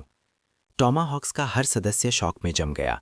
उन्होंने देखा जब मैंने अपना हाथ उठाया और 100 केस कैंड मीट जमीन पर आ गए। तुरंत हर आंख चौक में टेकले लीडर पर टिक गई। तुम सब बगावत चाहते हो? मैं टॉमाहॉक्स का तीसरा लीडर हूं। आर्क इज बाउंटी को स्वीकार करता है। एक ग्रुप चिल्लाया, हम भी इसे स्वीकार करते हैं। दूसरे ने भी हामी भरी। तुम सब मुझे धोखा दोगे? वो चीखा। उसके अपने आदमियों ने एक दूसरे को देखा। किसी ने भी उसकी आंखों से आंख मिलाने की हिम्मत नहीं की। अपोकलिप्स में वफादारी, ये वहां की सबसे सस्ती करेंसी है। अचानक एक तेज धार वाला चाकू टकले आदमी की छाती के आर पार हो गया। चाकू पकड़ने वाला उसका अपना डेप्यूटी था। क्यों? लीडर ने हाफते हुए पूछा। डेप्यूटी का चेहरा पत्थर की मूरत जैसा था। लीडर, भाइयों को खाना चाहिए। वो गेहूं के खेत की तरफ मुड़ा। उसकी आंखें भूखी थी। हमने उसे मार दिया। बाउंटी हमारी है। मैंने कहा था मैं टॉमाहॉक्स को कुछ नहीं बेचूंगा। उन्होंने अपने ही लीडर को मार दिया और उन्हें कुछ भी नहीं मिला। अगर ये आदमी अब टॉमाहॉक के सदस्य नहीं है तो प्रतिबंध लागू नहीं होता। मैं सिर्फ उस खास गैंग से सौदा करने से मना करता हूं। एक आदमी आगे बढ़ा। मैं बेल हूं, आर्क सैंक्चुरी का सप्लाई मैनेजर। मैं आर का प्रतिनिधित्व करता हूं और मैं इन आदमियों को हमारे साथ शामिल होने के लिए आमंत्रित करता हूं। आर्क हमेशा काबिल सर्वाइवर्स का स्वागत करता है। डेप्यूटी का दिमाग बिजली की गति से काम किया। हम हैं, उसने कहा, हम आर्क में शामिल होंगे। आई के पीछे दर्जनों आदमियों ने पूरे आत्मसमर्पण के प्रदर्शन में अपने हथियार गिरा दिए। मैं काउंटर के खिलाफ टेक लगाकर बैठ गया और आराम से अपना हाथ हिलाया। 100 केस मीट का पहाड़ जमीन पर डेप्यूटी की तरफ सरक गया। डेप्यूटी तेज था। वो तुरंत बेलू के पास गया। मैनेजर बेलू, शुक्रिया, हम ये सामान आर्क को भेंट के रूप में दे रहे हैं। दूसरे सर्वाइवर्स ईर्ष्या से देखते रहे, लेकिन किसी ने भी कुछ करने की हिम्मत नहीं की। इस बार एक भी व्यक्ति ने मेरे नियमों पर आपत्ति करने की हिम्मत नहीं की। बेलू ने लाइन में सबसे आगे अपनी जगह ले ली। हाइव का पतला आदमी चुपचाप उसके ठीक पीछे लाइन में लग गया। मैंने बेलू की तरफ देखा। तुम्हें क्या चाहिए? कंप्रेस्ड बिस्किट, पानी और इंस्टेंट नूडल्स। जैसे ही उसने बोला, उसने 50 सोने की बार्स और 20 सोने के सिक्कों से भरे 2 क्रेट खोले। जब सौदा हो गया तो वो गया नहीं। बॉस, क्या आप प्री ऑर्डर्स लेते हैं? लेता हूं। तुम्हें ठीक ठीक क्या चाहिए? एंटीबायोटिक, सर्दी की दवाई, जितना तुम ला सको। वापस जाओ और एक लिस्ट बनाओ। जब वापस आओ तो डिपॉजिट लेकर आना। मैं अगली बार तुम्हारे लिए सब कुछ तैयार रखूंगा। अगला हाइव का पतला आदमी था, बेले की तरह। उसने दवाई ऑर्डर की, लेकिन सिगरेट्स और शराब की मांग भी जोड़ी। जब बड़े खिलाड़ियों ने अपना काम खत्म कर लिया तो डायरेक्ट जैसे सीआरसीज के प्राउलर, स्वतंत्र स्कैवेंजर्स नजदीक आने लगे। कुछ के पास सोने की बार्स थी, दूसरों के पास सिर्फ कुछ छोटे सोने के सिक्के थे। लेकिन एक आदमी ने कुछ ऐसा निकाला जो मैंने अभी तक नहीं देखा था। वो एक कार की बैटरी थी। इस दुनिया की बैटरीज की एनर्जी डेंसिटी और जीवन काल मेरी अपनी दुनिया की तकनीक से लगभग 2 गुनी थी। ये सब मुझे एक साथ समझ आया। मुझे एहसास हुआ कि मैं इस दुनिया को सिर्फ एक सोने का एटीएम समझ रहा था। मैंने इस जगह के पास तबाही से पहले की उन्नत तकनीक को पूरी तरह से नज़रअंदाज कर दिया था। मैं मुड़ा और एक खास सामान का सेट निकाला। 2 ताज़ा ब्रेड, एक पानी की बोतल और 2 सॉसेजेस। देख रहे हर सर्वाइवर बिल्कुल हैरान था। मैं एक बैटरी के बदले एक राजा के खजाने जितना खाना दे रहा था। भविष्य में मैं हाई एंड टेक्नोलॉजी को भी भुगतान के रूप में स्वीकार करूंगा। भीड़ के पीछे कई अकेले भेड़िए बैटरी वाले आदमी के चारों तरफ चक्कर लगाने लगे। उसने भारी खाने को अपनी छाती से चिपका लिया। उसका पूरा शरीर डर से कांप रहा था। इस बंजर जमीन में इस तरह का खाना एक वरदान नहीं है, ये तुम्हारी पीठ पर एक निशाना है। मेरा काम उससे अभी खत्म नहीं हुआ है। हिलने की हिम्मत कौन करता है? मैं तुम्हारे सिरों के लिए कुछ और केस दे दूंगा। स्कैवेंजर्स जम गए। वो जानते थे कि टोमाहॉक्स का तीसरा लीडर पास में ही सड़ रहा है। मैंने बैटरी वाले आदमी की तरफ देखा। तुम्हारा नाम क्या है? शू अगवान। ये बैटरी कहाँ से आई? मैंने पूछा। मैं टियान कियॉन टेक्नोलॉजी में एक बैटरी इंजीनियर हुआ करता था। ये रेथियॉन टाइप 7 हमारी कंपनी का फ्लैगशिप प्रोडक्ट था। जब आउटब्रेक हुआ, हमने अभी एक बड़ा प्रोडक्शन रन पूरा किया था। वेयरहाउस में हज़ारों तैयार बैटरीज पड़ी हैं, लेकिन वहाँ के हज़ारों कर्मचारी सब ज़ॉम्बीज़ बन गए हैं। मुझे एक ठंडी गणना का एहसास हुआ। अगर मैं अपनी दुनिया में एक प्रोडक्शन लाइन बनाने के लिए अपने सोने का इस्तेमाल करूं, तो इस टाइप 7 के स्पेक्स एक वैश्विक ऊर्जा क्रांति ला सकते हैं। ये मानकर कि प्रोडक्शन लाइन बहुत पहले खत्म हो चुकी है, क्या तुम इस बैटरी का पूरा मैन्युफैक्चरिंग डेटा ला सकते हो? सब कुछ, कच्चे माल का फॉर्मूला, प्रोसेसिंग के चरण, सब कुछ। पूरा डेटा पार्क के मेन सर्वर पर स्टोर है। माइल्स, जब तक मैं उस सर्वर तक पहुंच सकता हूं, मैं डेटा निकाल सकता हूं। जिस तरह से मैं उसे देख रहा था, वो तुरंत बदल गया। वो अब सिर्फ एक भूखा इंजीनियर नहीं था, वो एक चलता फिरता खजाने का नक्शा था। लेकिन इसे अंजाम देने के लिए मुझे स्थानीय शक्ति खिलाड़ियों की जरूरत होगी। मैंने जो युआन को देखा और अपना फैसला किया। अब से तुम मेरे लिए काम करोगे। तुम मेरे पास आने वाली हर तकनीक का मूल्यांकन करोगे। बदले में मैं तुम्हें जरूरी सारा खाना और पानी दूंगा। उसके चेहरे पर पूरी तरह से बेकाबू खुशी छा गई। उसने अभी स्वर्ग का 1 वे टिकट हासिल किया था। दूसरे सर्वाइवर्स ने जल्दी ही समझ लिया, अगर जो युवान एक बैटरी के बदले एक नई जिंदगी ले सकता है, तो वो क्यों नहीं? सर्वाइवर्स के बीच एक तकनीक चलित सोने की दौड़ फाट पड़ी। एक बर्बाद मिलिट्री ड्रोन का मदरबोर्ड, एक सील्ड बायोलॉजिकल सैंपल कूलर, यहाँ तक कि एक एकेडमिक जर्नल के आधे जले हुए पन्ने। मैंने किसी को भी मना नहीं किया। मैंने बस सब कुछ मूल्यांकन के लिए जो युवान को दे दिया। ये जुनून सुबह तक चला। 2 तेज हेडलाइट्स ने अंधेरे को चीर दिया, जिसके बाद एक शक्तिशाली इंजन की दहाड़ आई। बेलू और पतला आदमी एक ही समय में अपनी गाड़ियों से बाहर निकले। सोने की बार्स और सिक्कों के कई क्रेट जमीन पर पटक दिए गए। ये आर्क और हाइव का डिपॉजिट है। मैंने तुम्हारा भुगतान प्राप्त कर लिया है। मैं अगले सौदे के लिए तुम्हारा सामान तैयार रखूंगा। बेलू और पतले आदमी ने नीचे झुककर प्रणाम किया, अपने रवैये को विनम्र रखते हुए। भले ही सौदा हो गया था, उनमें से कोई भी जाने के लिए नहीं हिला। उनकी आंखें जो युवान और फर्श पर पड़े तकनीक के ढेर की तरफ जाती रहीं। मैंने अपना भाव शांत और पढ़ने में असमर्थ रखा। उत्तर जिले में एक टेक पार्क है, जिसमें हजारों टाइप 7 बैटरीज हैं, लेकिन वहां 5000 से ज्यादा ज़ॉम्बीज़ हैं। ये एक मौत का जाल है। मैं तुम्हें अमीर बनने का मौका दे रहा हूं।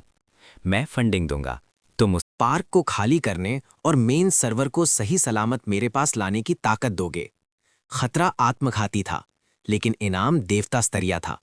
इससे भी महत्वपूर्ण, ये एक रहस्यमयी व्यापारी के साथ एक असली रिश्ता बनाने का मौका था। हाइव स्वीकार करता है, पतले आदमी ने कहा। हमारे पास खंडारों में सबसे अच्छी इलीट स्ट्राइक टीम्स हैं। हम इसे कर लेंगे। इतना आगे मत बढ़ो, बेलू ने जवाब दिया। आर्क के पास सबसे अच्छा तकनीक का सामान है। उस सर्वर को डिक्रिप्ट करना और ट्रांसपोर्ट करना एक ऐसा काम है जिसे सिर्फ हम ही कर सकते हैं। हम इसे बिल्कुल सही तरीके से कर सकते हैं। हमारे पास सबसे ज्यादा अवेकेंड है। हम उस सर्वर को सही सलामत वापस लाने की गारंटी देते हैं। 5000 ज़ॉम्बीज़? अवेकेंड की भी सीमाएं होती हैं। वहां जाना एक मौत की सजा है। स्कॉर्पियो ने बीच में टोका, जबरदस्ती काम नहीं आएगी। टेक स्टाफ के बिना तुम गेट तक भी नहीं पहुंच पाओगे। तियान कियोन के मुख्य अभियंता वैन चोंगमी हमारे लाइट हाउस पर हैं। उस पार्क को कोई भी उससे बेहतर नहीं जानता। बाले, वाह और स्कॉर्पियो के चेहरों के भाव तुरंत बदल गए। लाइट हाउस के पास सच में एक छिपा हुआ तुरुप का पत्ता था। बस मुझे परवाह नहीं है कि तुम आर हो, 500 या कोई और। मैं सिर्फ परिणाम की परवाह करता हूँ। अगर उस सर्वर पर एक भी खरोच आई तो मुझसे एक भी चावल का दाना मिलने की उम्मीद मत रखना। चारों गुटों के प्रतिनिधियों के चेहरे मेरे शब्दों से पीले पड़ गए। मेरा अल्टीमेटम सीधा, ठंडा और बिल्कुल निर्दयी था। पंजी और लाइट हाउस ने तुरंत सहयोग करना शुरू कर दिया। पहले 2 के शामिल होने के बाद बाकी भी शामिल हो गए। एक अभूतपूर्व गठबंधन का जन्म हुआ। लगभग 100 अवेकेंड और सैकड़ों एलीट सैनिकों की भयानक सेना ने आकार लिया। वो तुम्हारे साथ जा रहा है, मैंने जोइवान की तरफ इशारा करते हुए कहता हूं। अगर वो एक भी बाल के नुकसान के साथ वापस आया तो तुम सब उसकी कीमत चुकाओगे। बॉस, चिंता मत करो, हम मिस्टर जोइवान की सुरक्षा की गारंटी अपनी जान से देते हैं। अभी भी एक खतरा है, बीलियो ने कहा। टॉमोहॉक का तीसरा लीडर यहां मरा था। लेबाओ एक बदले की आग में जलने वाला आदमी है, वो इसे आसानी से नहीं जाने देगा। अगर उन्होंने मिशन में बाधा डाली जब सेना हॉट से लड़ रही थी तो परिणाम घातक होंगे। चौक में हर आंख एक बार फिर मुझ पर टिक गई। टॉमाहॉक के एक गुंडे के लिए 10 केस मीट, एक कैप्टन के लिए 100 और लेबाओ के लिए 1000। चाहे वो तुम हो या बंजर जमीन का कोई आवारा, उसका सिर मेरे पास लाओ और खाना तुम्हारा। चारों गुट के नेताओं ने एक साथ ठंडी सांस ली। बीलियू जिस खतरे से इतना चिंतित था वो उस मौत के फरमान के सामने कुछ भी नहीं था जो मैंने अभी अभी जारी किया था। खंडरों में मौत जैसा सन्नाटा छा गया। किसी ने भी अब छोटे मोटे विचार रखने की हिम्मत नहीं की। आज टॉमाहॉक्स थे, कल वो हो सकते हैं। इनाम के साथ कोई सौदेबाजी नहीं होती। बीलियू, वॉज कॉर्पी और प्रोफेसर जी, ये चारों शक्तिशाली लोग जो एक कदम से बंजर जमीन को हिला सकते थे, उन्होंने एक और शब्द नहीं कहा। उन्होंने बिजली की गति से काम बांटा और अपनी गाड़ियों में बैठ गए। जाने से पहले बीलियू जो युआन के पास गया। मिस्टर जो युआन, कृपया हमारे साथ आइए। हमें उस पार्क के बारे में हर डिटेल चाहिए जो आपके पास है। जो युआन ने स्वाभाविक रूप से एम की तरफ देखा, एक आदेश का इंतजार करते हुए। मैंने उसे स्वीकृति की एक हल्की तीखी झलक दी। वो बिना हिचकिचाए आर्क के वाहन में चढ़ गया। एक बार जब दरवाजे बंद हो गए, मैं तुरंत अपनी दुनिया में वापस नहीं गया। मैंने आज कमाए हुए हर सोने के बार को निकाला और उसकी ऊर्जा को ग्रहण करना शुरू किया। जैसे ही ऊर्जा की आखिरी अंश समाप्त हुई, वहीं परिचित जलन वाला दर्द वापस आ गया। मैंने अपनी आंखें खोली। मेरी शक्ति एक नए स्तर पर पहुंच गई थी। वर्तमान भंडारण क्षमता 3000 क्यूबिक मीटर। लेकिन सिर्फ जगह ही नहीं बढ़ी थी। कर्मिक ऊर्जा नियंत्रण, मैं अब 200 किलो तक की वस्तुओं को हवा में कंट्रोल कर सकता था और उन्हें रेलगन की गोलियों की तरह तेजी दे सकता था। मैंने दुकान के कोने में एक भारी धातु की शेल्फ को देखा। सिर्फ एक नज़र से धातु चीखी और एक उच्च घनत्व वाले क्यूब में कुचल गई। जंप से पहले 12 मिनट बचे थे। वो रेथियॉन बैटरी एक महत्वाकांक्षा का बीज था। मैं अब सिर्फ एक साधारण मध्यस्थ होने से संतुष्ट नहीं था। मुझे इस सुरक्षित आधुनिक दुनिया में अपना खुद का व्यावसायिक साम्राज्य बनाना है। उन सैकड़ों टन सोने को तुरंत नकद पूंजी में बदलना होगा, लेकिन इतना सोना आम तरीकों से बेचना असंभव है। मेरे दिमाग में एक नाम चमका, उस लोन शार्क बिलियू के शहर के ग्रे मार्केट में गहरी पहुंच होनी चाहिए। उसका मध्यस्थ के रूप में इस्तेमाल करना अभी मैं जो सबसे कुशल कदम उठा सकता हूं। जब नकद हाथ में आ जाएगा, मैं अपने 1000 क्यूबिक मीटर के गोदाम को लबालब भर दूंगा। फिर मैं एक टेक्नोलॉजी कंपनी रजिस्टर करूंगा। मुझे टियान क्योंग डेटा मिलने पर इंफ्रास्ट्रक्चर तैयार चाहिए। मेरी योजना बिल्कुल साफ है। हर कदम उस एक विशाल लक्ष्य की तरफ ले जाता है। डायमेंशनल जंप तैयार है। एक ही सोच से वो परिचित भरेहीनता मुझे पूरा निगल लेती है। जंप पूरा हुआ। वर्तमान दुनिया, पृथ्वी। अगले ट्रिप के लिए कूल डाउन 11 घंटे। खिड़की के बाहर नियॉन लाइट्स और शहर का ट्रैफिक गूंज रहा है। उन सड़ते हुए खंडरों के मुकाबले जिन्हें मैंने अभी छोड़ा है, ये एक अलग ब्रह्मांड जैसा लगता है। ये अंतर मुझे इस शक्ति को पकड़े रहने के लिए और भी दृढ़ बनाता है। ब्लू स्ट्रीट पर वापस मैंने अपनी दुकान तुरंत नहीं छोड़ी। मैं बिस्तर पर लेट गया। मेरा दिमाग अब मजबूत है, लेकिन मेरे शरीर को अभी भी आराम की ज़रूरत है। जब मैंने आखिरकार अपनी आंखें खोली तो सुबह के 11 बज रहे थे। मैंने जल्दी से दोपहर का खाना खाया और बी लियू का नंबर डायल किया। हेलो, कौन है? शाऊ। ब्रदर वू, मैं आपके लिए क्या कर सकता हूँ? मेरे पास एक माल है जिसे मुझे बेचना है। ब्रदर वू, अगर आप बुरा ना माने तो पूछना था, क्या ये माल साफ है? थोड़ा रिस्क है लेकिन कुछ बड़ा नहीं। मुझे सीमेंट फैक्ट्री में मिलो, अकेले। समझ गया। मैं समय पर वहाँ पहुँच जाऊँगा। 3 बजे जल्दी से आ गए। वही सुनसान सीमेंट फैक्ट्री में वापस, लेकिन इस बार मैं आराम से सोफे पर बैठा था। बी लियू ठीक समय पर पहुंचा। मेरी मौजूदगी में सांस लेने की हिम्मत भी मुश्किल से कर रहा था। ब्रदर डब्ल्यू, हम किस तरह के माल के बारे में बात कर रहे हैं? मैंने आराम से एक सोने का बार एक बोर से निकाला। बी लियू की पुतलियां उसे देखते ही सिकुड़ गईं। एक 500 ग्राम सोने का बार किसी भी बड़े ज्वेलरी स्टोर में आसानी से बेचा जा सकता है, लेकिन जैसे ही वो ये सोच रहा था, मैंने बोर को और चढ़ाकर खोला। वो सोने से लबालब भरा हुआ था। बी लियू जहाँ खड़ा था वहीं जम गया। उसका दिमाग बिल्कुल खाली हो गया। 20 बार्स, हर एक का वजन 500 ग्राम। उसका शरीर 10 किलो सोने को देखकर बेकाबू होकर कांपने लगा। बी लियू के लिए ये एक बैंक डकैती या एक आर्मर्ड कार की लूट जैसा लग रहा था। उसने महसूस किया कि ये थोड़ा रिस्क नहीं था, ये फांसी का वन वे टिकट था। ब्रदर वू, क्या आप मुझे मरवाना चाहते हैं? मैंने उसकी आंखों में देखा। तुम इसे संभाल सकते हो या नहीं? बी लियू चुप रहा। इस तरह के बड़े सौदे के लिए खुद को बिल्कुल अयोग्य महसूस कर रहा था। वो मुझे देख भी नहीं पा रहा था। वो मुझे पहले से ही एक निर्दयी दरिंदा समझ रहा था। अगर तुम इस तरह की थोड़ी सी सोने की मात्रा को नहीं संभाल सकते तो तुम मेरे किसी काम के नहीं हो। मैं अंडरवर्ल्ड में किसी और को ढूंढ लूंगा जो ये कर सकता है। सर, मैं इतने बड़े केस को हाथ लगाने की हिम्मत नहीं करता। ये सोना साफ है, कोई इतिहास नहीं है। मैं बस इसे छोटे छोटे टुकड़ों में बेचने में आलसी हूँ। क्या तुम मेरी बात समझ गए? मिस्टर डब्ल्यू, क्या मैं अंडरवर्ल्ड में अपने भाइयों से चेक करने के लिए एक कॉल कर सकता हूँ? मैंने अपना हाथ हिलाया। बी लियू को लगा जैसे उसे मौत की सज़ा से माफ़ कर दिया गया हो। उसने कॉल करने के लिए दूर जाने की हिम्मत भी नहीं की। उसने बस उसे स्पीकर पर लगा दिया। हे बी लियू जी, क्या हाल है लाडले? क्या कोई पार्क या बैटरी बनाने का प्लान चाह रहा है? वो एम को देखती रही, बिल्कुल बेज़बान। उसने एक ऐसे आदमी को देखा जो अपने नंगे हाथों से सोने के बार्स को कुचल सकता था और हर 30 दिन में 1 टन शुद्ध सोना पैदा कर सकता था। उसे एक आलीशान जिंदगी नहीं चाहिए थी, वो एक साम्राज्य बनाना चाहता था। ये एक ऐसा निवेश का स्तर था जिसका वो अंदाज़ा भी नहीं लगा सकती थी। मिस्टर डब्ल्यू, ये मेरे अधिकार क्षेत्र से बहुत परे है। मुझे अपने बॉस को फ़ोन करना होगा।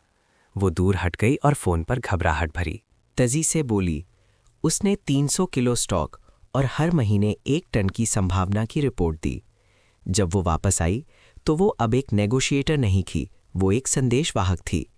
मिस्टर डब्ल्यू, मेरे बॉस आपसे खुद मिलना चाहते हैं, कल 7 बजे यहीं पर। मैंने सिर हिलाया और सोने की तरफ इशारा किया। पहले ये ले लो। अपनी ईमानदारी दिखाने के लिए हम 810 रुपए प्रति ग्राम देंगे। 5 मिनट से भी कम समय में मेरे अकाउंट का बैलेंस 800 मिलियन से बढ़ गया। सिस्टर सू ने खुद मुझे बाहर तक छोड़ा जब तक मेरी वैन नज़रों से ओझल नहीं हो गई।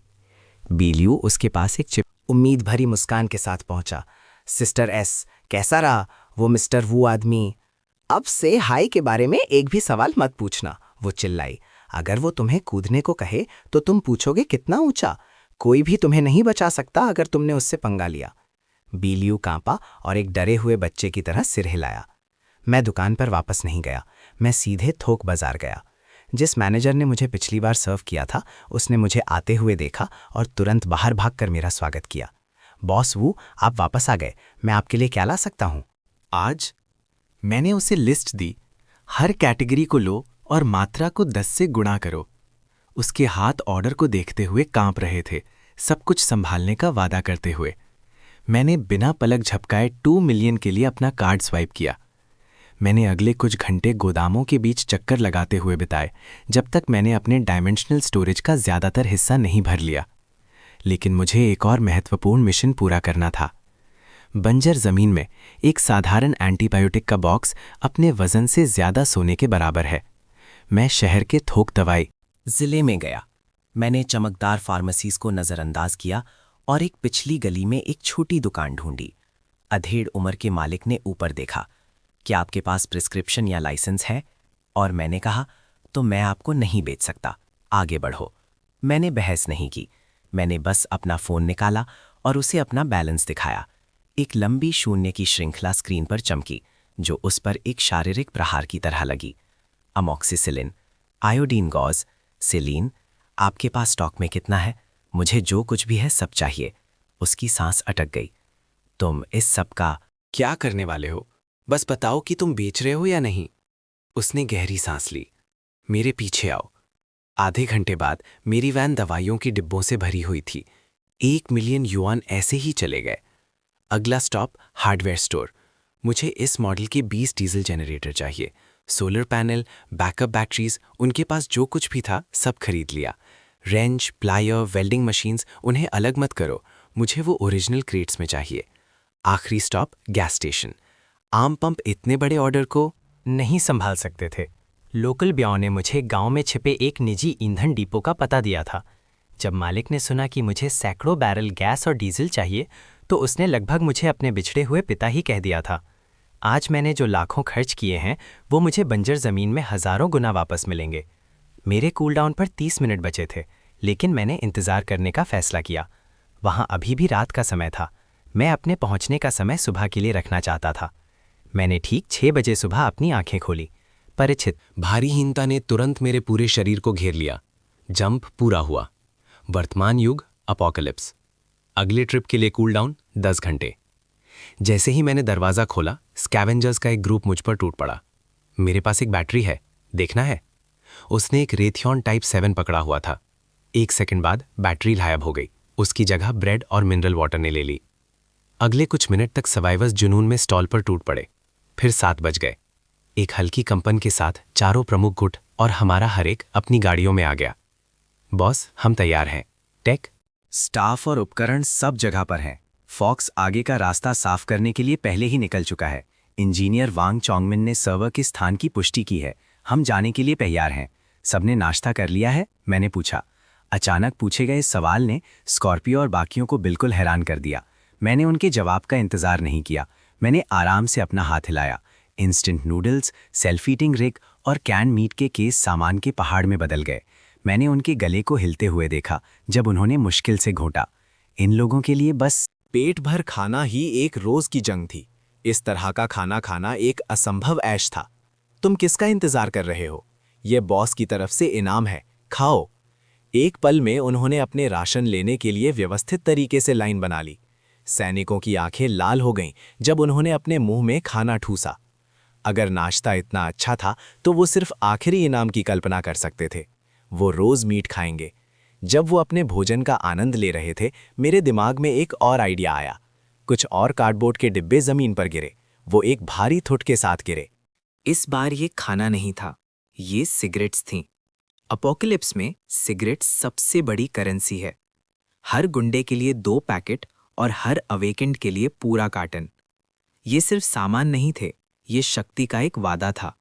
ये एक आत्मिक आयुष था, किसी भी पेपटॉक से ज्यादा प्रभावी।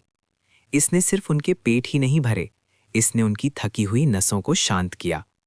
जब उन्हें लगा कि मैंने काम खत्म कर दिया है, मैंने फिर से अपना हाथ उठाया। इस बार मैंने कई काले केस निकाले जिन पर जटिल आकृतियां बनी हुई थीं। प्रोफेसर आगे बढ़ा और उनमें से एक केस को खोल दिया। अंदर हाई एंड रिकॉनेसेंस ड्रोन्स थे। दूसरे केसेस में tactical communication radios, anti jamming technology, लंबी चलने वाली बैटरी और थर्मल इमेजिंग थी। इनके साथ हम खतरे से टकराने से पहले ही 90% खतरे को देख सकते हैं। स्कॉर्पी, बेल और वॉस्प आसपास जमा हो गए। उनकी सांसें भारी हो रही थी। पहले वो अंधे होकर लड़ रहे थे। वो पैदल जाकर स्काउट करते थे और कम्युनिकेट करने के लिए चिल्लाते थे। ये पूरी तरह से तकनीकी प्रभुत्व था। पूरी लड़ाकू सेना का मनोबल चरम पर पहुंच रहा था। पेट भरा और संतुष्ट वो अपने बिल्कुल चरम पर थे। वो युद्ध के लिए तैयार थे। अगर ये रिक्टर स्केल होता तो इंजन की दहाड़ 10 होती। मोटरों की आवाज़ एक ही स्टील की धारा में मिल गई। खंडरों के नीचे की जमीन कांपने लगी। चारों प्रमुख शक्तियां टियान कियोंग टेक पार्क की तरफ बढ़ीं। पैंजी के भारी ट्रक आगे बढ़ रहे थे। उन्होंने रास्ते में छोड़ी हुई गाड़ियों को कुचल दिया। आर्क्स की यूनिट्स ने बीच के किनारे पर जगह ले ली। बैलू ने ड्रोन से घेराबंदी की निगरानी की, रास्ते का समन्वय करते हुए। वास्ट मोटरसाइकिल स्क्वाड तट्टइयों की तरह किनारों पर टूट पड़ा। लाइट हाउस के परिवहन वाहन ठीक पीछे थे। वो प्रोफेसर एक्स, टेक और वांगचुन की रक्षा कर रहे थे, जिनकी आवाज रेडियो पर खड़खड़ा रही थी। 500 मीटर आगे छोटा ग्रुप देखा गया। बैलू ने हिचकिचाया नहीं। आर्क टीम टीडब्ल्यू, उन्हें खत्म करो। कई ऑफ रोड वाहन मुख्य काफिले से अलग हो गए। छत पर लगे मशीन गन्स ने आग उगलना शुरू कर दिया। सीसे की भारी बारिश ने तुरंत ज़ॉम्बीज को चीर दिया। कत्लेआम बिल्कुल पूरा था। ऑपरेशन 1 सेकंड के लिए भी धीमा नहीं हुआ। सब कुछ घातक, पेशेवर सटीकता के साथ चल रहा था। अपनी दुकान पर वापस मैं एक फोल्डिंग बेड पर लेटा हुआ ड्रोन फीड देख रहा था। स्टील का काफिला पार्क तक पहुंचा और गेट से 1 किलोमीटर दूर रुक गया। तियानचोंग टेक पार्क एक किला था जो 5 मीटर ऊंची एलॉय की दीवारों से घिरा हुआ था। हर 100 मीटर पर चमकती हुई लाल बत्तियों वाले वॉच टावर्स थे। सैनिक फैल गए एक सुरक्षात्मक घेरा बनाते हुए। स्कॉर्पी, बेल, वॉस्प और प्रोफेसर शी एक मॉनिटर के आसपास जमा हो गए। उनके चेहरे गंभीर थे जब वो पार्क के लेआउट का अध्ययन कर रहे थे। मुख्य गेट एक विशाल लॉक हुई अलॉय की सिल थी। हमें इसे तोड़ने के लिए उच्च शक्ति विस्फोटक चाहिए होंगे, टेक ने बताया। स्कॉर्पियो ने एक क्रूर हंसी हंसी। अच्छा है, शोर उन सब को बाहर निकाल लाएगा। उन्हें एक एक करके शिकार करने से बेहतर है कि गेट पर ही मार डाला जाए। बैलू ने तुरंत किल जोन बनाना शुरू कर दिया। हम तोड़ने पर केंद्रित एक पंखा आकार सुरक्षा बनाएंगे। हम लाइन पकड़े रहेंगे और हर होड़ को मार डालेंगे जो भागने की कोशिश करेगा। लाइट हाउस टीम तोड़फोड़ का काम संभालेगी। वॉस्प निगरानी और सफाई का काम संभालेगा और पैंजी के लोग आगे की लाइन संभालेंगे। चारों सेनाएं एक साथ काम करती हैं, एक सटीक युद्ध मशीन की तरह काम करती हैं। पैंजी के योद्धा पहली सुरक्षा रेखा बनाते हैं और भारी मशीन गन्स लगाते हैं। आर्क्स के कर्मी निर्देशात्मक सुरंगें लगाते हैं, जबकि पृथ्वी प्रकार के अवेकेंड जमीन को सहारा देते हैं। ठोस जमीन उनके स्पर्श से लहरों की तरह घूमने लगती है। खाइयां अचानक से प्रकट होती हैं, सेकंड्स में जटिल एम्बुश जोन्स बनाती हैं। विस्फोटक विशेषज्ञ उच्च शक्ति विस्फोटक एलॉय गेट पर चिपकते हैं और पीछे हट जाते हैं। एक पल, 1 सेकंड बाद एक बहरा कर देने वाला विस्फोट हवा में फट जाता है। एलॉय गेट में एक विशाल दरार आ जाती है, जिसके बाद मौत जैसा सन्नाटा छा जाता है।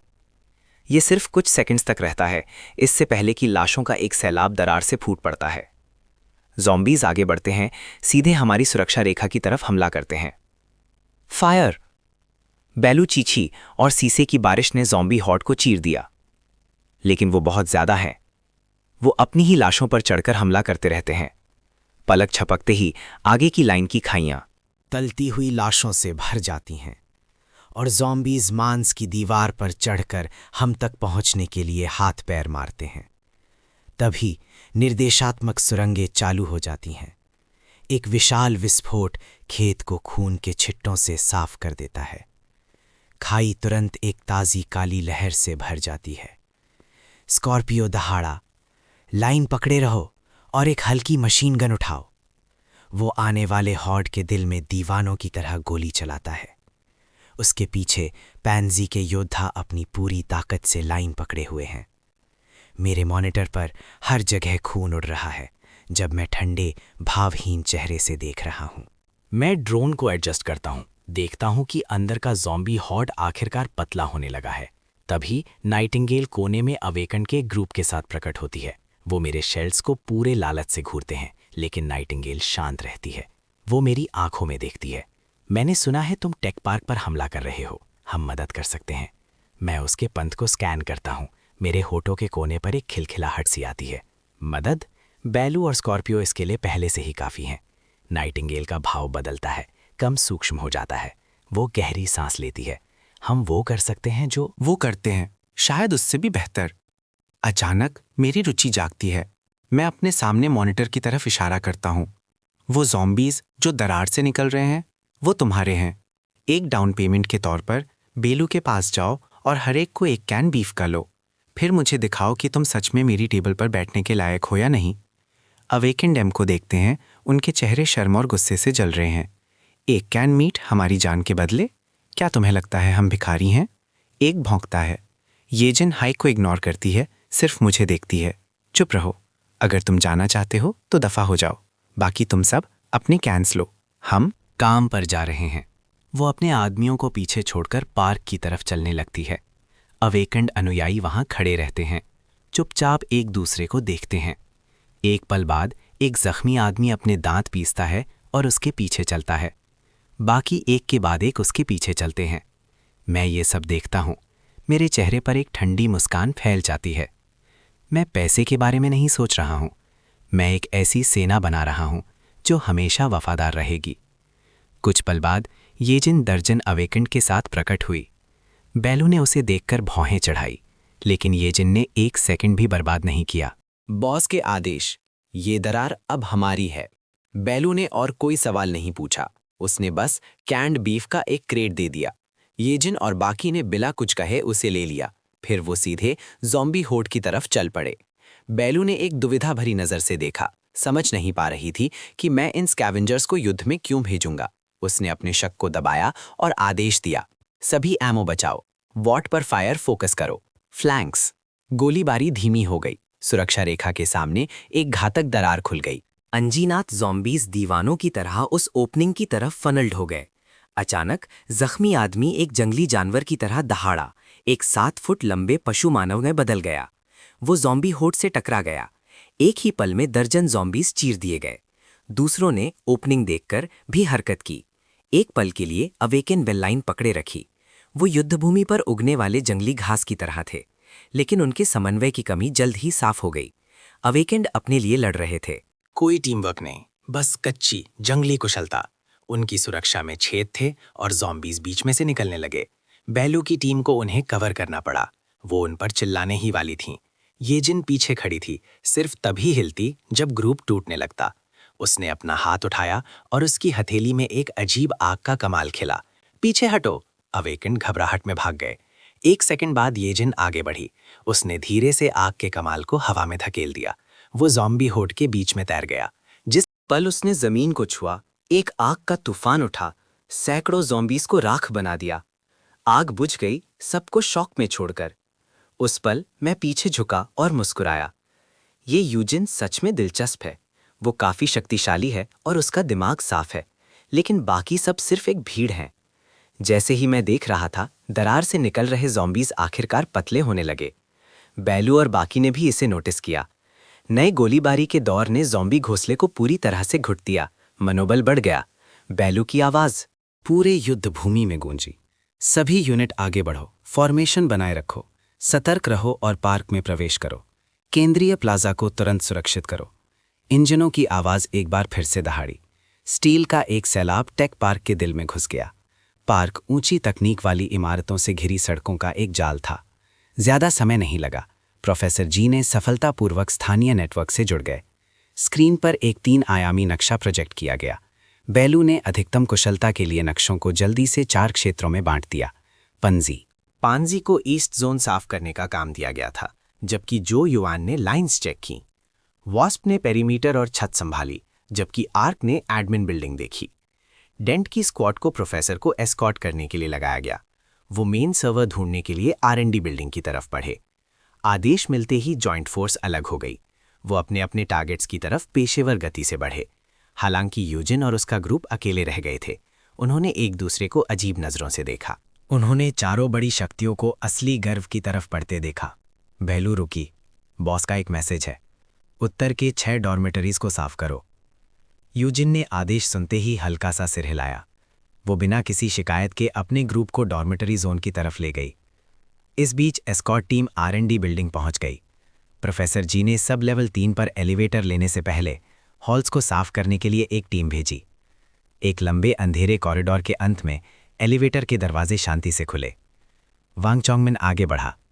उसने भारी दरवाजे के पास कंट्रोल पैनल में कई कोड्स डाले। एक मैकेनिकल क्लिक की आवाज आई और दरवाजा करहाते हुए खुल गया, जिससे ठंडी हवा का एक झोंका निकला। अंधेरे में काले सर्वर कैबिनेट्स की कतारें खड़ी थीं, उनकी इंडिकेटर लाइट्स चमक रही थीं। टेक्नीशियंस प्राइमरी सर्वर ढूंढने के लिए अंदर भागे। सू, वांग चोंगमिन खुशी से चिल्लाया, मुझे ये मिल गया। प्रोफेसर जी तुरंत वहां पहुंचे, जबकि बाकी टीम फैल गई। उन्होंने सर्वर पोर्ट्स में स्टोरेज डिवाइसेस लगाए और एक्सट्रैक्शन शुरू किया। स्क्रीन पर ग्रीन प्रोग्रेस बार धीरे धीरे आगे बढ़ने लगा। बॉस, हम टारगेट तक पहुंच गए हैं। डेटा कॉपी करने में 40 मिनट लगेंगे। ईस्ट जोन में कॉम्बैट टीम ने प्रोडक्शन फ्लोर को साफ करने का काम पहले ही पूरा कर लिया था। जो युआन एक विशाल उपकरण के सामने खड़ा था, उसकी उंगलियां पैनल पर तेजी से चल रही थीं।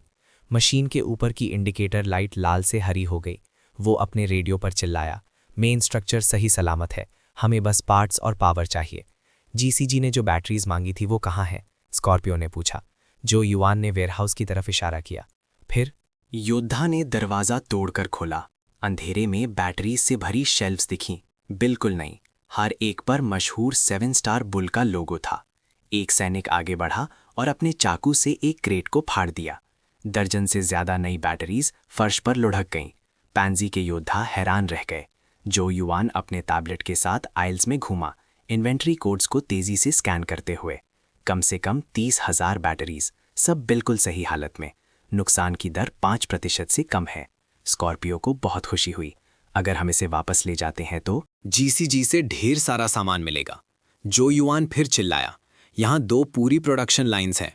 वो हंसा और मुझे रेडियो पर बताया, 30,000 बैटरीज और 2 प्रोडक्शन लाइंस मिल गई हैं। अपनी दुकान पर वापस मैं अभी भी अपने फोल्डिंग बेड पर लेटा हुआ था। रेडियो अच्छी खबरों से भरा था। वास्प ने हर महत्वपूर्ण पॉइंट को सुरक्षित कर लिया था। डॉम्स साफ थे, लेकिन मेरे चेहरे के भाव बिल्कुल नहीं बदले।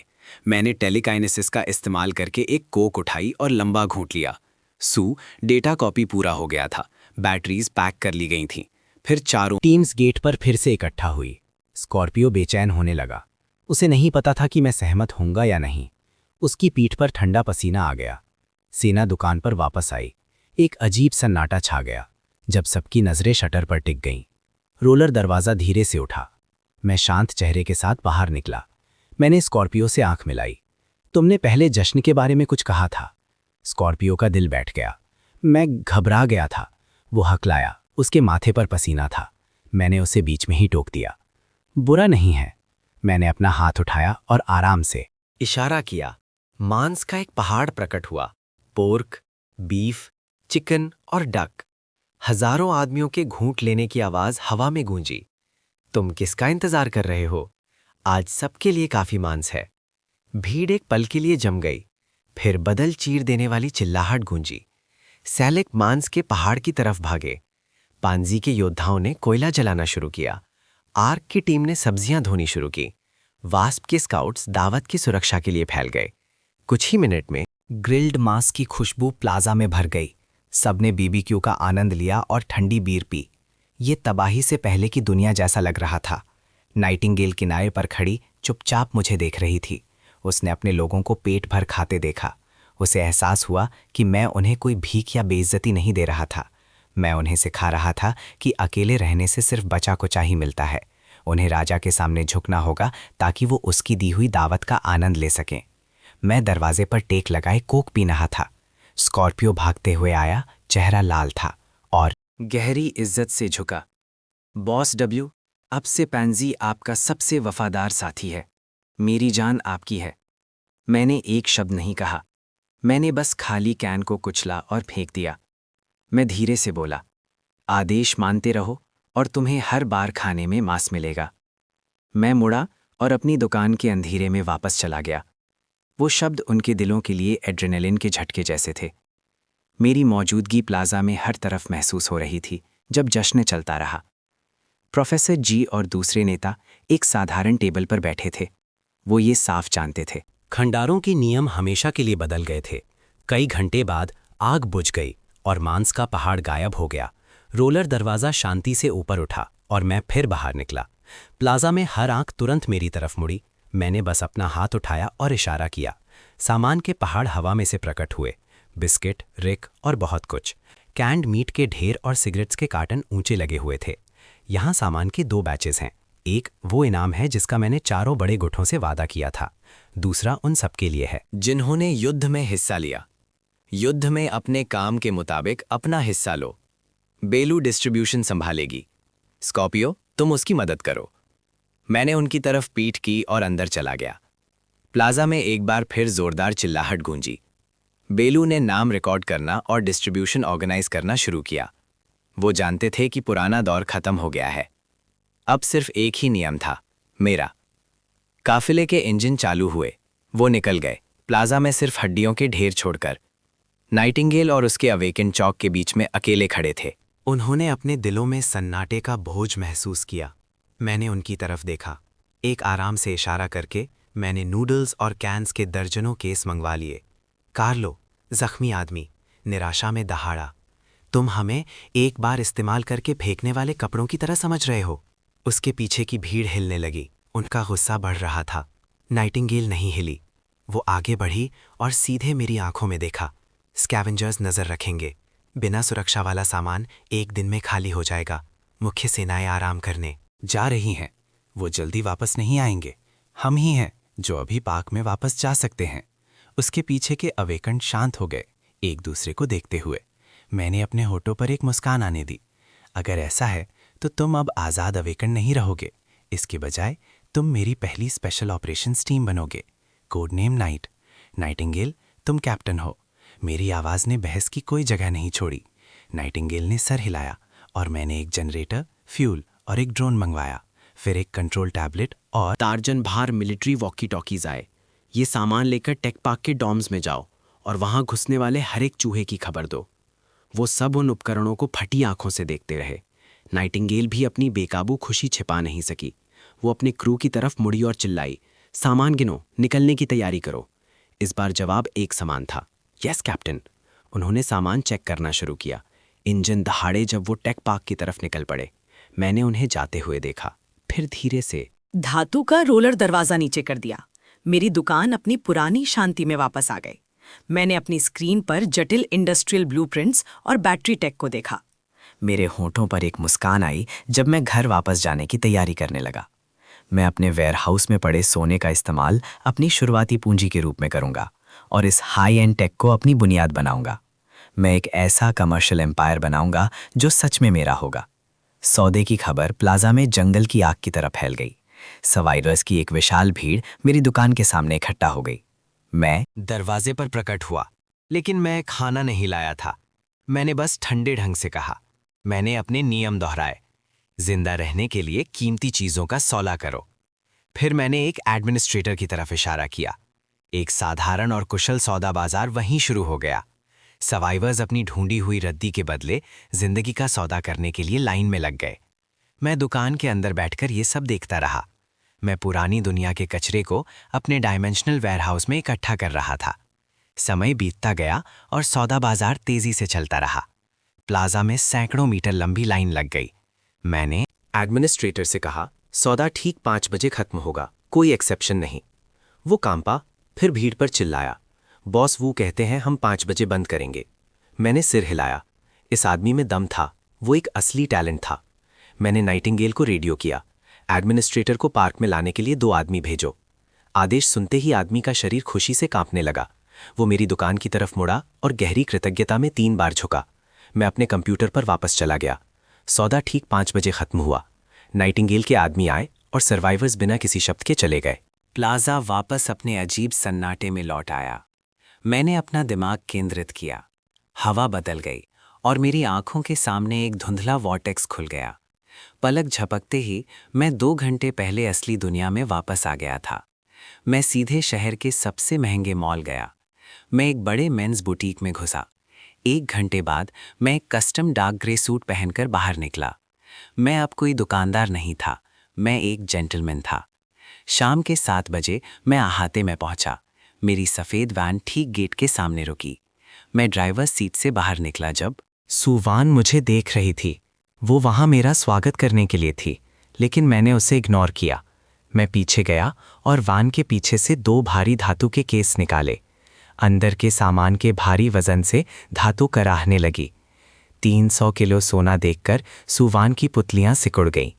मैंने हर हाथ में एक केस पकड़ा जैसे उनका कोई वजन ही ना हो। सुवान ने गहरी सांस ली और अपने झटके को छिपाते हुए मुझे अपने पीछे आने का इशारा किया। मैंने आहते के अंधेरे में छिपे लोगों को महसूस किया जैसे सांपों का कोई घोंसला हो। वो मुझे बिल्डिंग के अंदर एक प्राइवेट स्टडी में ले गई। मैंने एक महागनी डेस्क देखी और किताबों के शेल्फ्स, जिसके पीछे एक बूढ़ा आदमी पढ़ रहा था। सुवान उसके पास गई और गहरी इज्जत से झुकी। उसने धीरे से ऊपर देखा। एल्डर टैन, मिस्टर वू आ गए हैं। उसने अपनी किताब बंद की और अपनी नज़र मुझ पर टिका दी। मैंने शांति से उससे आंख मिलाई और दोनों भारी केस नीचे पटक दिए। महागनी डेस्क 300 किलो सोने के नीचे कराहने लगी। चलो इसे चेक करते हैं। एल्डर टैन ने डिब्बों को छुआ तक नहीं, उसने बस एक आईब्रो उठाई। उसने डेस्क फ़ोन उठाया। सोने के चश्मे वाला एक आदमी प्रिसीजन टेस्टिंग किट लेकर आया। उसने ढक्कन खोला तो अंदर सोने की बार्स की कतारें दिखीं। एक्सपर्ट ने मेटल के सैंपल लेना शुरू किया। एक एक करके टेस्टिंग जल्दी खत्म हो गई। उस आदमी ने बूढ़े की तरफ देखा।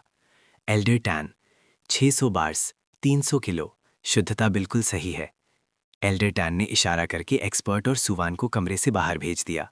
उन्होंने डेस्क पर उंगलियां फंसाईं। मैं इसके लिए तुम्हें 246 मिलियन दे सकता हूं। उसने टैबलेट मेरी तरफ बढ़ाया। सुवान ने बताया कि तुम्हें एक बैटरी कंपनी ढूंढ रहे हो। मैंने स्क्रीन की तरफ देखा भी नहीं। मुझे युआन की टेक्नोलॉजी चाहिए। एल्डर टैन की पुतलियां सिकुड़ गईं। वो कंपनी बिल्कुल बर्बाद थी, जिसके एसेट्स बेकार थे। ये साफ था कि मुझे सिर्फ बिजनेस का एक लीगल शेल चाहिए था। बूढ़े ने एक शब्द नहीं कहा। उसने ट्रांसफ़र के लिए लीगल टीम को फ़ोन किया और फिनांस को सोना प्रोसेस करने को कहा। फ़ोन रखने के बाद कई डिपार्टमेंट्स तेज़ी से काम करने लगे। कॉन्ट्रैक्ट पेपर्स आ गए।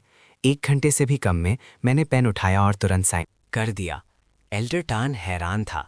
उसे उम्मीद नहीं थी कि मैं बिना पढ़े साइन कर दूंगा। मैंने शांत चेहरे से उन्हें देखा। अब मैं मालिक हूँ। मुझे एम्प्लॉयज़ का रिकॉर्ड चाहिए। हर अकाउंट फ्रीज करो और हर एसेट को तुरंत सील करो। मेरे आदेश के बिना कुछ बाहर नहीं जाना चाहिए। सबको कहो कि कल सुबह 9 बजे मीटिंग है। जो नहीं आएगा उसे निकाल दिया जाएगा। मेरे लोग इसे संभाल लेंगे। बाकी सोने का क्या करना है? मैंने उन्हें एक सिगरेट दी। मुझे मिलियन कैश चाहिए। बाकी अभी रखो, मैं बाद में ट्रांसफ़र करूंगा। एल्डर टैन ने एक गहरी मुस्कान के साथ मुझे देखा। मैं उन्हें और भी रहस्यमयी लगने लगा। सू वान इस कार्ट लेकर वापस आई। उस पर 2 काले केस रखे थे। मिस्टर डब्ल्यू, ये रहे आपके मांगे हुए 5 मिलियन। मैं खड़ा हुआ, एल्डर टैन को हल्का सा सिर हिलाया और भारी केस पकड़ लिए। मैंने उन्हें अपनी वैन की सीट पर फेंका और निकल गया। प्राइवेट स्टडी में सू वान एल्डर टैन की तरफ मुड़ी। क्या हम सच में उनके साथ इतना गहरा सहयोग करेंगे? उनका अतीत बहुत रहस्यमयी है। उनका रवैया बहुत दबंग और अजीब है। डेटा कहता है कि उनकी जिंदगी बहुत साधारण थी, लेकिन अचानक उनके पास इतनी दौलत आ गई। एल्डर टैन धीरे से मुड़े और ठंडी शांति से बोले, जो भी डेटा मिला है उसे मिटा दो, कोई निशान मत छोड़ो। मिस्टर वू की फिर कभी जांच मत करना। उनकी हर जरूरत पूरी करो, चाहे कीमत कुछ भी हो। सुवान की आंखें सिकुड़ गईं। मैं समझ गई। अगले दिन सुबह 8:45 बजे युआन शिन टेक्नोलॉजी, सैकड़ों बेचैन एम्प्लॉयज इकट्ठा हुए। एक इंजन की दहाड़ फैक्ट्री गेट के पास आई। भीड़ की हर आंख एंट्रेंस की तरफ मुड़ी। मैं धीरे से वर्कशॉप के बीच में गया। मेरे हाथ में एक फाइल फोल्डर था। मेरी नज़र पड़ते ही शोर तुरंत बंद हो गया। मैंने फोल्डर खोला। मैंने सीधे युआन शिन टेक्नोलॉजी के डायरेक्टर को देखा। तुम्हारे पास अपना सामान पैक करने और यहाँ से निकलने के लिए 10 मिनट हैं। पूरा वर्कशॉप जम गया। डायरेक्टर का चेहरा गुस्से से लाल हो गया। ये बगावत है। तुम्हारी हिम्मत कैसे हुई मुझसे ऐसे बात करने की? चीफ इंजीनियर बीच बचाव करने के लिए आगे बढ़ा। हमने डिज़ाइन में तरक्की की है, हमें बस थोड़ा और समय और पैसा चाहिए। मैंने उसे बीच में ही टोक दिया। 3 साल, 78 मिलियन बर्बाद। तुम्हारी बैटरीज कचरा है और उनमें आग लगने का खतरा है। इंजीनियर लगभग गिर गया। तुम नहीं समझते, तुम हमें बर्बाद कर रहे हो। मैंने उसकी आंखों में देखा। युआन शिन तुम्हारे हाथों पहले ही बर्बाद हो चुका है। मैं यहाँ इसके पुनर्जन्म के लिए हूँ। हम पूरी बैटरी इंडस्ट्री को बदल देने वाले हैं। वर्कर्स ने एक दूसरे को देखा। माहौल में शक और बेचैनी थी। मैं वहीं नहीं रुका। मैंने कई बड़े अधिकारियों का नाम लेकर उनके भ्रष्टाचार की लिस्ट बताई। उन्हें एहसास हुआ कि ये मीटिंग नहीं है, ये एक सफाई अभियान है। घमंड गायब हो गया और जेल का डर छा गया। डायरेक्टर का चेहरा पीला पड़ गया। लेकिन मैं अभी खत्म नहीं हुआ था। मेरी आवाज़ ठंडी और तेज थी। मैंने उन लोगों के नाम लिए जो लॉजिस्टिक्स में आलसी थे, जो सिर्फ पैसे लेते थे पर काम नहीं करते थे। मेरे रिकॉर्ड के सामने वो एक शब्द नहीं कह सके। वो शर्म से बाहर निकल गए। 10 मिनट बाद 20% स्टाफ जा चुका था। बचे हुए एम्प्लॉयज़ पर एक ठंडी दहशत छा गई। तनाव इतना ज़्यादा था जो उन्होंने पहले कभी महसूस नहीं किया था। तभी मैंने फोल्डर बंद किया और अपनी कार से एक भारी सूटकेस निकाला। मैं उसे वर्कशॉप के बीच में लाया। मैंने सबके सामने उसे खोला। 5 मिलियन कैश।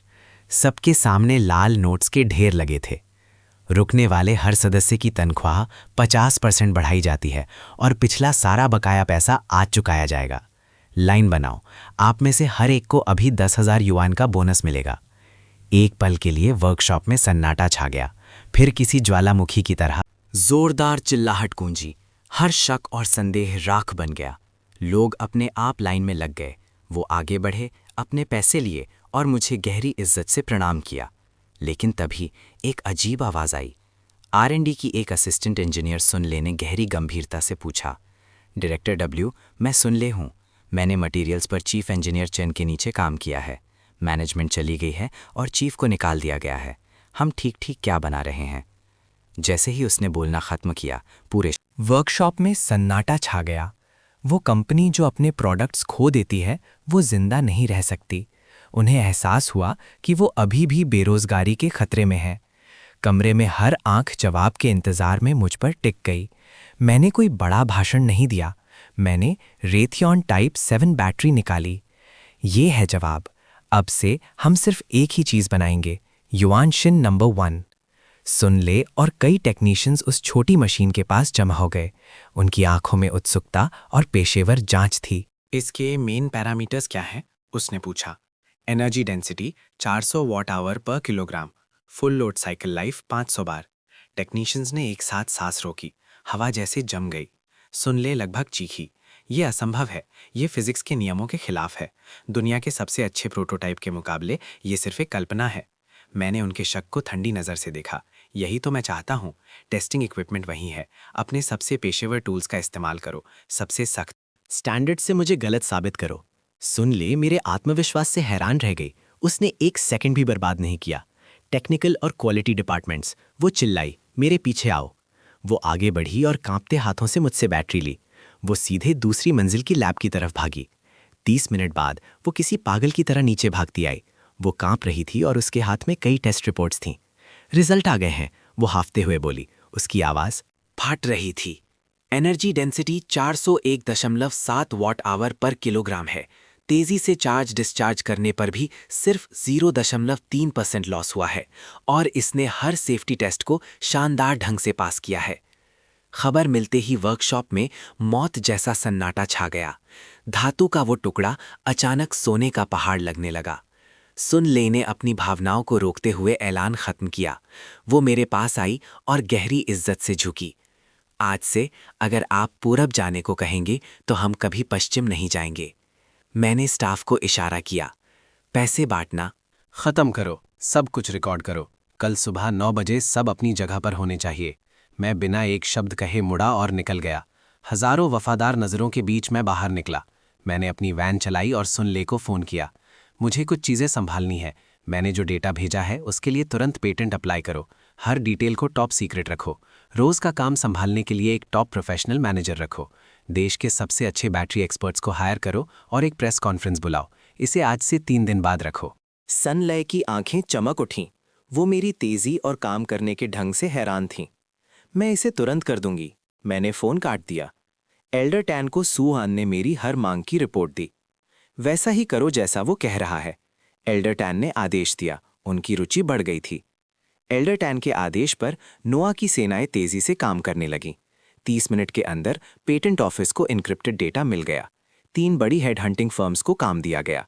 टेक हेडलाइंस ने युआनशिन टेक्नोलॉजी को स्पॉटलाइट में ला दिया। इस बीच मैंने हमेशा की तरह अपना सामान भरा और अपोकलिप्स में वापस गया। मैंने पैंजी, एआर और दूसरे गुथों से संपर्क किया। मैंने उन्हें सौदा करने के लिए सोना और ओर लाने को कहा, जबकि मैं प्रोडक्शन लाइंस को हटा रहा था। मैंने यजिन को फ़ोन किया, नया सामान दिया और उसे 4 बड़ी शक्तियों के साथ समन्वय करने को कहा।